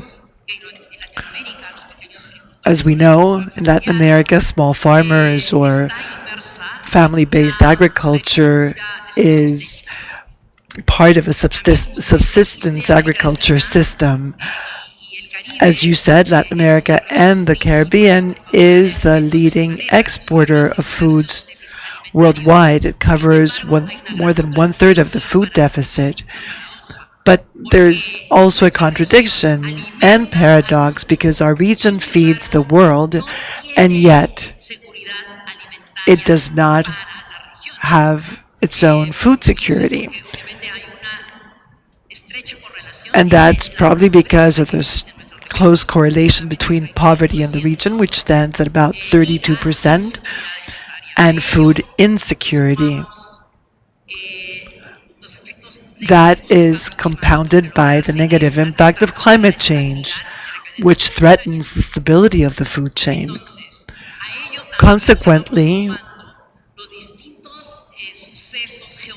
we need to consider geopolitical events, also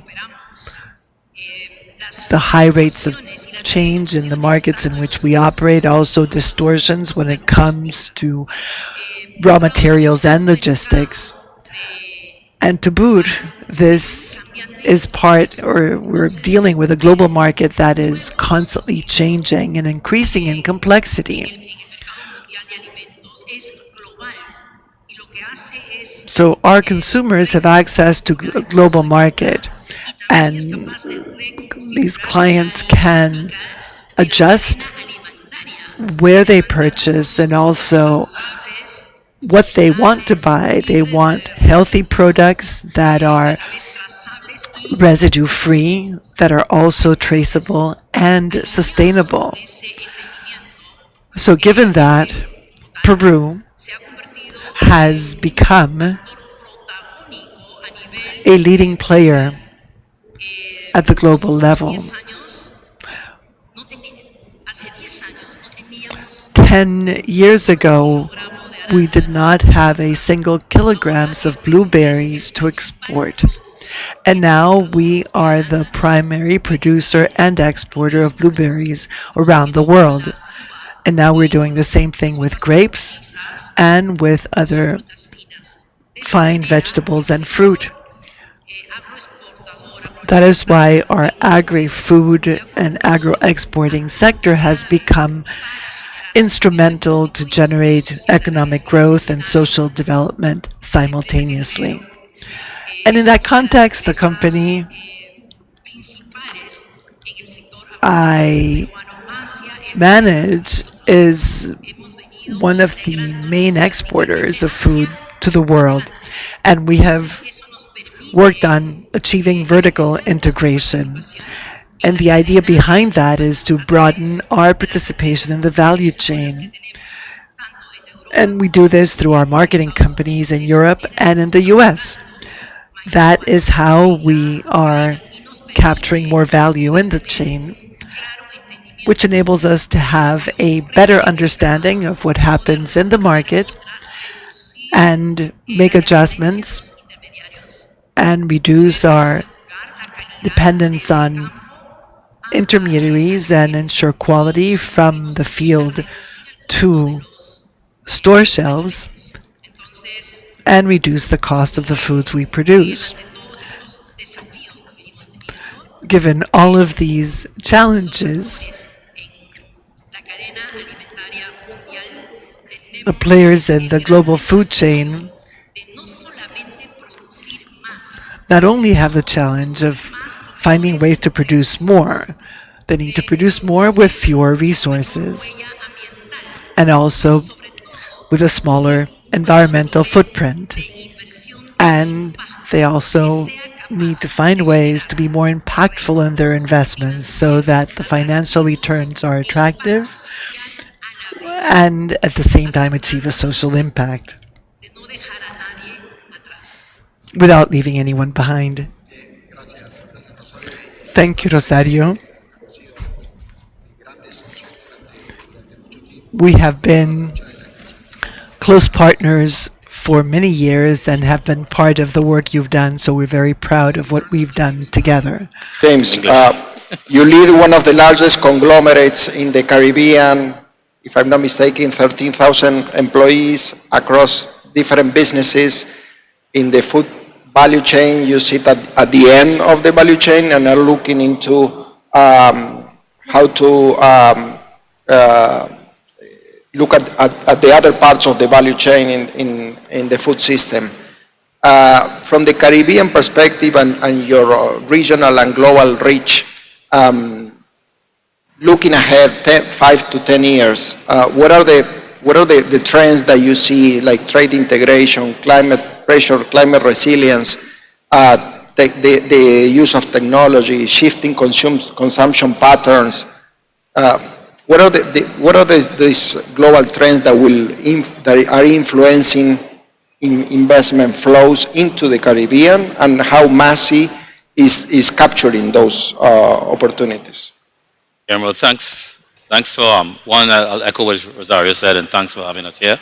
IDB has been a great partner of us over the last couple of years, and it's my privilege to lead this 100-year-old company into, I think, a very exciting frontier.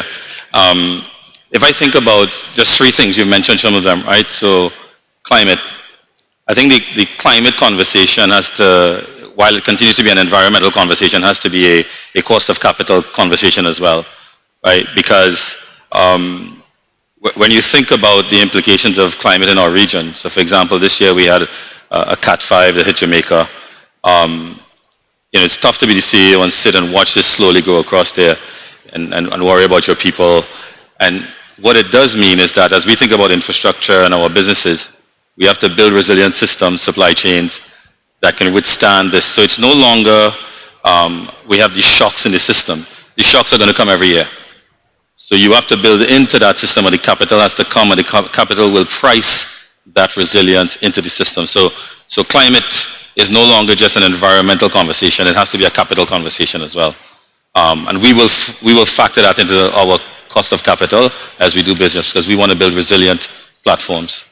The second trend that is real, and is very real right now, is just what's going on with trade. And trade is just being reorganized, right? I don't think global trade is going down. I think it's being reorganized around predictability, reliability. Let me put it that way. And what that means for the Caribbean is, I think there's a huge opportunity for us, because individually our markets on their own can be subscale. When you connect them all together, they can be a powerful, and that's how Massey thinks of it. 2 days ago on Monday, we opened probably the most advanced warehouse in the region, all right, full of all the cool stuff, robotics and AI. But we're going to do that in Guyana as well. The intention is not to have two separate things. They're going to be connected to ensure that our supply chain, our logistics system is fully integrated, right? So the way we think you manage some of this changing dynamics around world trade is, if we connect the region, then the region becomes a predictable and reliable network. Investors like predictability and reliability. So that's point number two. Point number three, in terms of trends, I think is the one I get excited about, is technology. While it does bring some challenges, I think it brings a whole lot of opportunity. I think everyone on the panel spoke about traceability. I'll give an example, and for the people in my team who are here, I was in London at Whole Foods, bought a mango for my son for £10. Right? A mango that, when I grew up in Trinidad, I probably could pick at the back of the tree for free. All I could see is margin, right? So I say that to say that the technology that will allow us to create a logistics system, integrated logistics system, a platform across the region that is reliable but transparent, but also traceable. And in markets like the Caribbean, we may not have the scale to have had huge volume, but I think if you can trace that mango back to really pure soil, whether that's in Trinidad or Guyana, you could put a nice little barcode on that and a QR code, and you could see the story behind that mango. You can get premium, you can get margin. So I think there's an opportunity in technology, not just for operational supply chain efficiency, but to leverage the opportunity around understanding the traceability of where these products are coming from. And the one thing we do have in the region, and you can see it in Guyana, you can see it in Trinidad and other markets, is we do have pure soil. And I think where we want to compete, and this is where Masi is now positioning, how do we compete to reduce the level of imports that come into the region so we feed ourselves? But I would argue there's a huge opportunity around lower volume, high margin, high quality products that we export into the broader market through a connected logistics platform. Excellent. I like the reference to integrating climate into a discussion about cost of capital and the value of integration, because I think it's a valid point, not only for the Caribbean, but for all the region. It's about integration. And also the use of technology as a driver for achieving higher margins, more resilience, more sustainability. Let me turn to Luis now. Luis, ustedes en Prolade. At Prolade, you are currently in a growth stage. It's a very resilient business. It's a commodity that can be a tough one. Speaking a bit about the financial instruments and how you have financed your project in Mexico, if you could talk a bit about the project, because it's a very interesting one. In your view, what financial structures or mechanisms are necessary in order to realize a project like yours with commercial farming that is sustainable, to do bankable carbon projects? Thank you. Well, we are in the palm oil business. We have about 5,000 hectares. The IDB's money is helping us expand to 6,000 irrigated hectares. Palm oil, perhaps not in Latin America, but in many parts of the world, it's a bad word. So getting support for this type of business is quite an adventure. And I agree with you, James, on two things. The first is that traceability is key right now. I'm not supposed to say this, just don't tell Nestle I said this, but Nestle is our main client. And the reason why they buy from us and why we have a almost $100 premium per ton on our product is because they know exactly where our date palm comes from. So that's traceability. Second thing that James and I agree on is that we like colorful socks, and that's the good news. But going back to the financial structure, a business like this one, the palm trees don't match in terms of private equity timing. They don't match up with the funds or with investors. There's only two ways of doing business in this industry. The one is to be fifth generation, as many people are in the palm oil business, where they have been accumulating wealth for 4 or 5 generations, growing bit by bit by bit. If you want to hack the system, which means starting off with a relatively large company, you have to search for funds. The first layer has to be equity. There's no other way around it. And then the problem is that conventional funds don't match the timing of the harvest. So, second, you need to find partners that can understand the business and that will hold. We had to do several rounds of private capital. Your first layer, however, has to be capital over a certain number of years. We added to that with a Mexican government agency, which is Fossil. They did put in venture capital, but it helped us from the equity standpoint. After that, what do? The next stage was blended finance. We did that with the IDB and with another bank. And that basically means it's a partner that understands the timing, understands that it's long term, it's agriculture. Some things work out, sometimes they don't, but they understand that in the long run they're going to get paid back. And that is a critical part of this. It's also important to have other sources of income. We're trying to do that through carbon bonds, using our biomass as a source of income, and that's worked out quite well. And then lastly, you have to change the mindset around the business. You need to provide peace of mind to your partners. We do drone overflights every 6 months over all of our orchards, and we show our investors, our lenders. Why? To show them that the palm trees are still there. Literally to show them that they actually exist. Because all kinds of things happen in this industry. So that provides certainty. So you need to base that project on traceability and sustainability. And sustainability is simply doing things well. So I think that's it. You need several layers, and over time, you change the layers. You go from equity to debt, blended finance, and then after several years, you can turn to commercial loans. We'll be able to get that. We're not there yet. Thank you, Luis. Let me turn to Matt. Matt, you are leading a landmark project in Brazil about potash. Potash is a critical input for the global food system. And we have experienced recent geopolitical and supply chain disruptions across the fertilizers spectrum. From your perspective, how are global market shifts reshaping these investment opportunities in fertilizers and inputs? And specifically for Brazil, what role can Brazil play in strengthening food system resilience worldwide?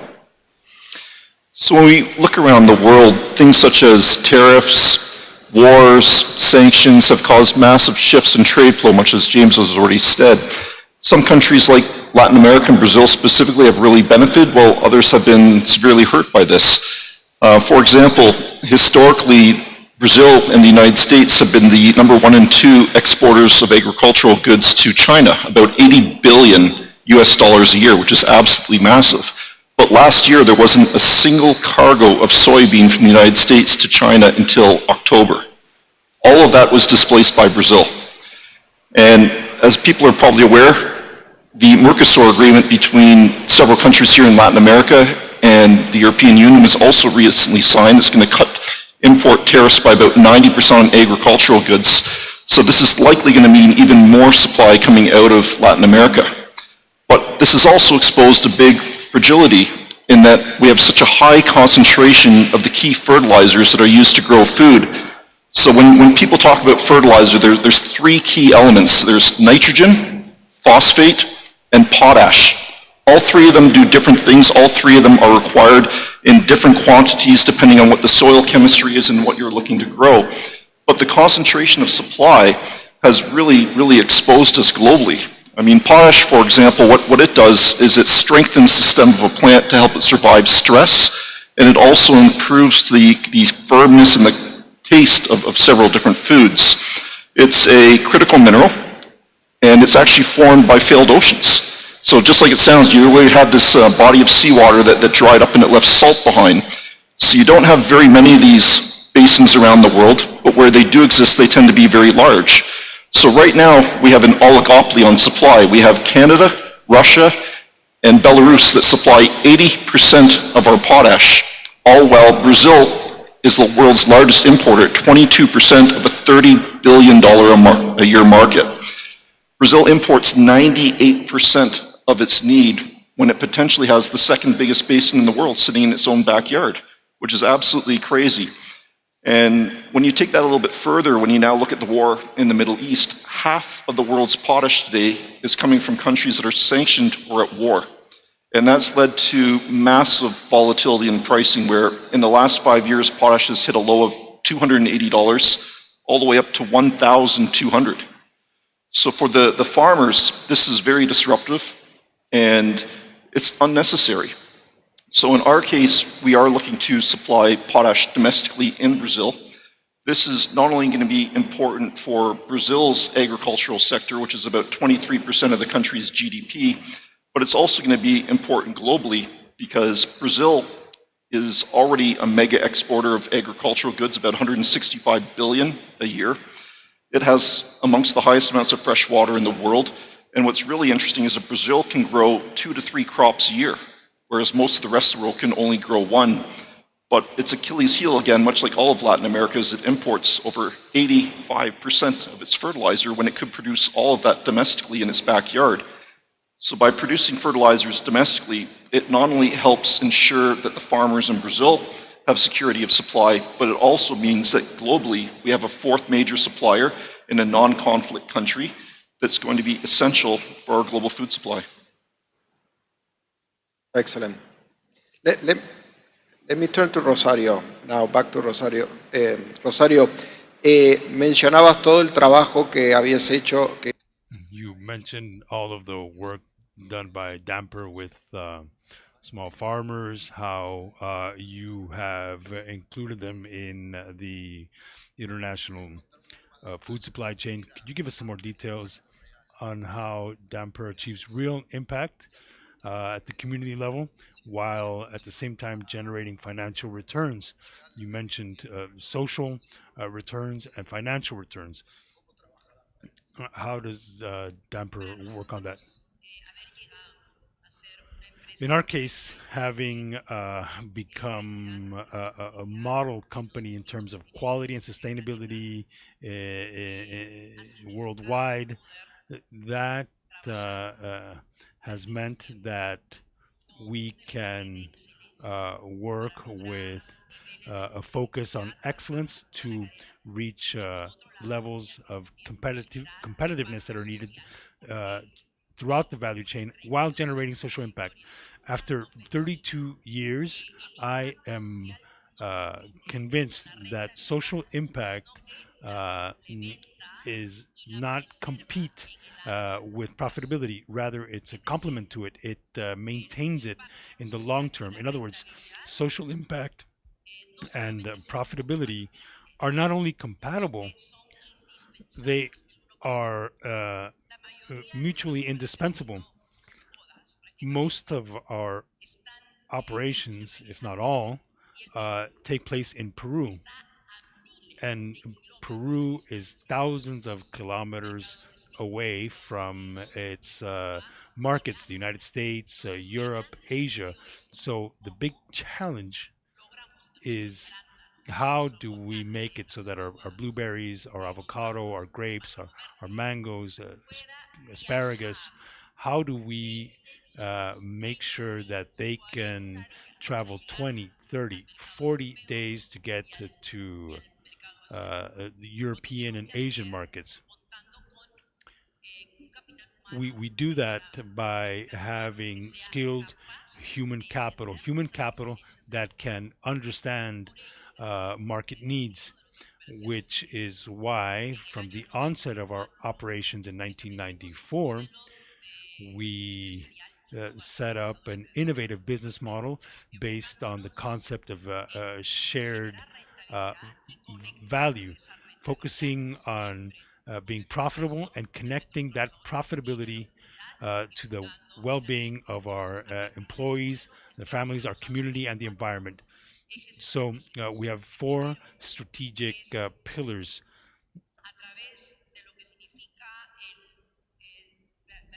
One is education.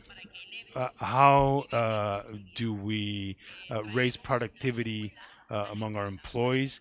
We bring educators to our operations so that those who have not finished high school can do that while they're working. Health. We look after our employees' health, especially women, because 50% of the 14,000 employees we have at Damper are women. And it's very important to invest in women because it's been proven that a very important element in reducing structural poverty in a country means the inclusion of women in formal labor markets.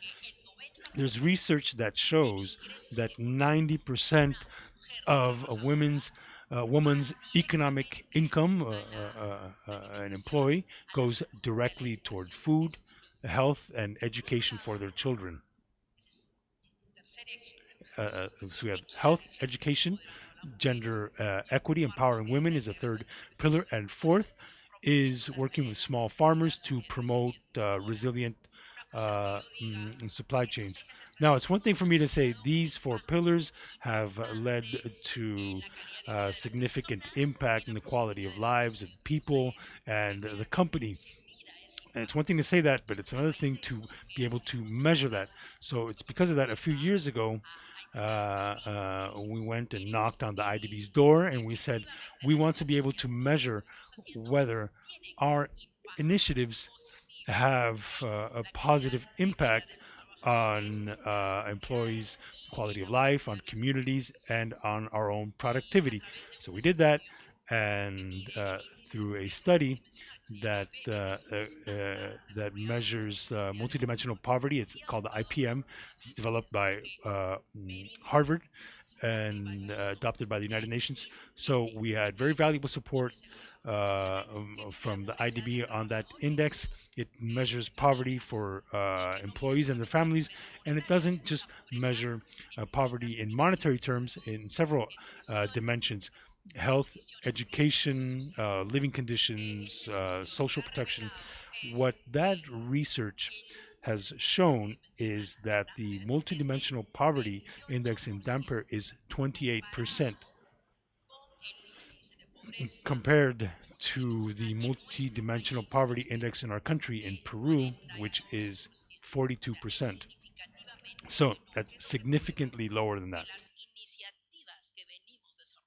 That shows that our initiatives definitely work and have a real measurable impact on the quality of life of our people and the competitiveness of our company. This research also shows something very important, and that is the fact that one employee in our company that has finished secondary school, this is a partnership that we have with the government, compared with an employee at our company that has not finished their secondary school, that leads to a 48% reduction in the likelihood of their family getting stuck in poverty. So, working with the IDB a few years ago, we started working to get certification to raise our performance in terms of gender equity in order to build a safe, equitable space within our company which promotes productivity, innovation, and competitiveness. The salary gap in Peru is 27%. In our company, it's 2.5%. So, over these 32 years, we've also been able to offer health services to our workers. We have free clinics for obstetrics, for expectant mothers, pediatrics. All of these resources correctly invested means our employees have a better education, better health, and they can flourish in an equitable environment. Over these 32 years, our business has increased its sales 100-fold, and our EBITDA over the last 10 years has grown 7-fold. And all I can say is that when a company has a clear purpose, when it's competitive, it invests and it generates a transformative return. That's a financial return with real social impact. Thank you. Thank you, Rosario.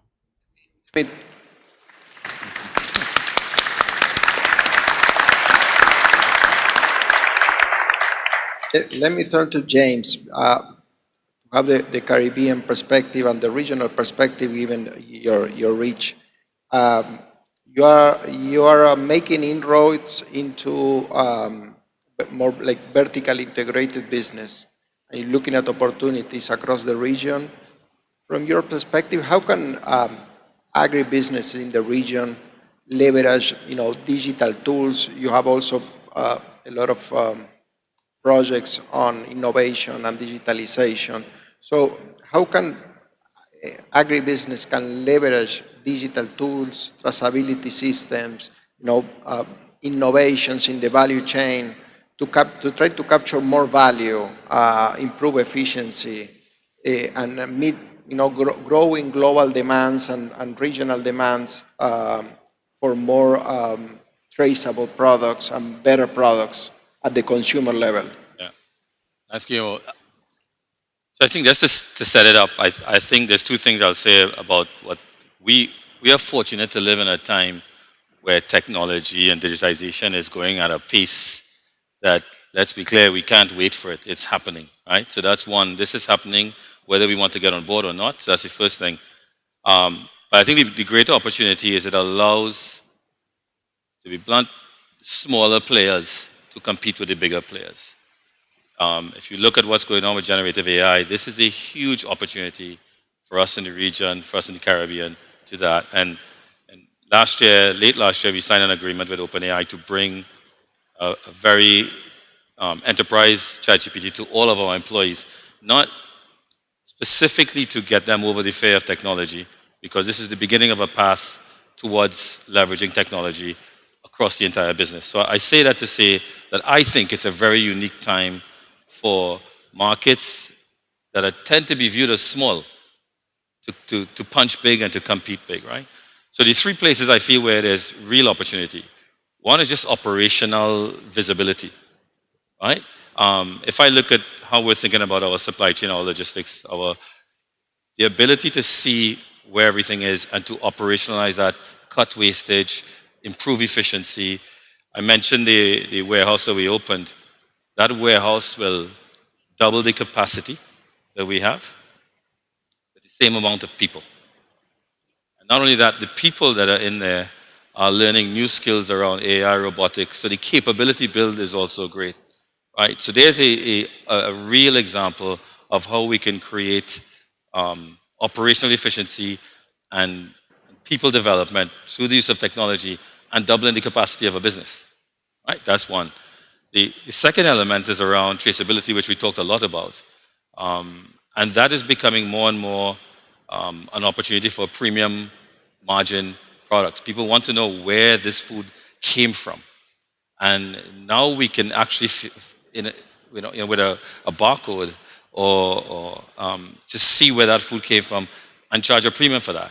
So once again, it allows smaller markets like ourselves in the Caribbean to do something at a higher quality level, get a premium margin for it, and then substantially fund food in the region. So let me explain that second part. What I didn't talk about in the first part is why we're excited about this agri-processing aspect or potential for Massey.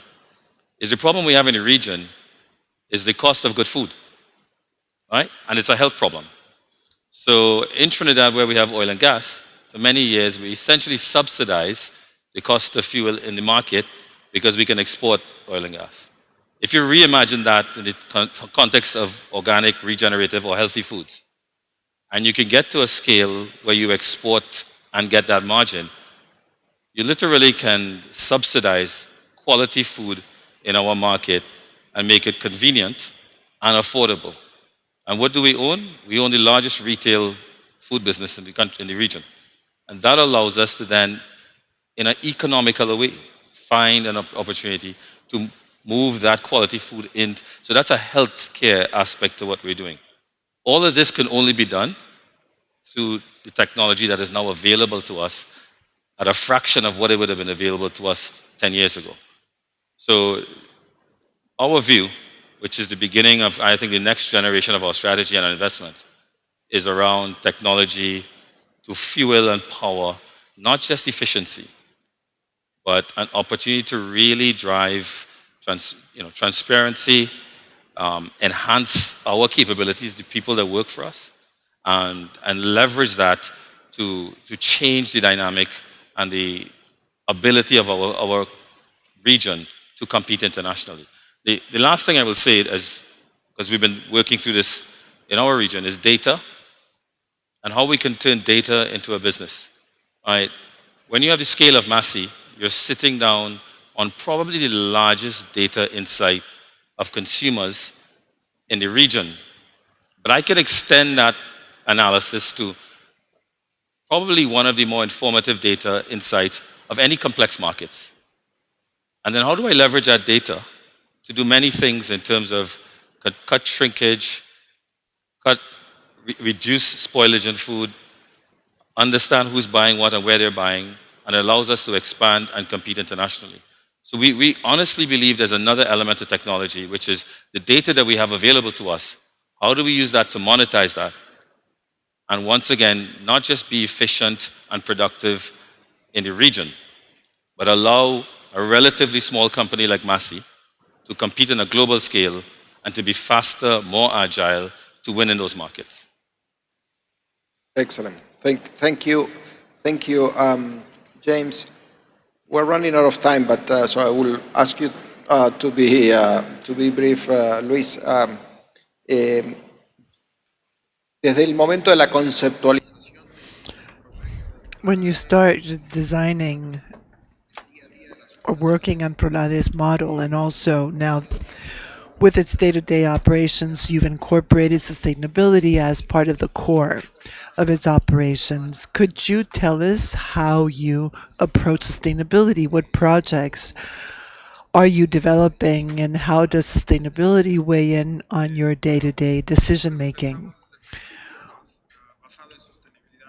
We think of sustainability from day one. We are RCPO certified. Our clients pay a premium for that. But we don't look at sustainability as a cost or as an obligation, but rather as a way to generate wealth for the company. Let me give you an example. Biocarbon. 70% of what we harvest is biomass, it's waste, and this happens with sugarcane and other crops. And in the past, it was expensive to get rid of that. Now we're transforming into biocarbon. It stays in the soil. It regenerates the soil, reduces use of water, enhances fertilizers. We use less phosphorus. And that is how we generate 15% more fruit per hectare. That doubles profits per hectare, and it's all in the name of sustainability. So the challenge now is how to embed sustainability practices in the business in a way that it impacts our EBITDA. Pure cost is not going to get you anywhere. Nobody wants to pay for sustainability. I've seen that after 15 years of work. So you have to do it on your own. But there are ways to do it, and I would invite all of you to look into this. Thank you, Luis. Matt. What role can a company like Brazil Potash, the company that you are leading and the project that you are leading, what role can Brazil Potash play in strengthening the value chain and connecting agri-inputs with farmers, processors and markets, and where do you see the biggest bottlenecks in the value chain to achieve this integration that we need? Well, one of the biggest issues in the value chain right now is just transportation time. Imported fertilizer into Latin America typically takes around 100 days between when it actually leaves the facility that's produced before it actually hits the farmer. It's particularly exacerbated by port congestion.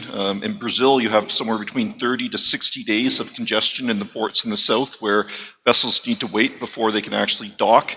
And the reason that's such a problem is because credit in Brazil for small farmers that can't access international lines is around 22%. And that's just absolutely crushing for the small farmers. Larger farmers, sure, they can access international credit, but it's still such a complete waste. And when we talk about the fragility, as I mentioned earlier, things such as the wars, the tariffs, it just further exacerbates this issue. So by producing what I'll call in a selective globalization manner, so I'm not predicating that everything should be produced domestically. What I'm saying is that there's certain goods and services that are absolutely essential that when you can produce them domestically, you should. And by doing that, you really strengthen the supply chain because you cut out all of these risks that you have with port strikes, rail strikes, wars happening in different countries by having that key commodity right in the backyard of where it's consumed. And we're seeing certain countries do this right now. We're seeing the United States step up, putting billions of dollars into critical minerals projects, building a vault of critical minerals. Canada's also not just talking, but putting billions of dollars into increasing the supply of products domestically. But a lot of the conversation today seems to be around things like rare earths and magnets that are important for different pieces of electronics. And I'd argue with people, what more fundamental than ensuring our food? Yeah, excellent. True. Well, I think we're wrapping up the panel, so I want to thank you all for the insightful conversation that we had. I think we heard from different parts of the value chain, the value of integration, the value of technology as an enabler to achieve sustainability, and also the effects of climate and climate resilience and how to incorporate those effects into the economic decision making. So, and also the idea of shared value. How do we share value and how do you share social impact with and pair social impact with economic returns as a key component of a long-term sustainability of the business. So thank you for being available and for your contributions today. And thank you all.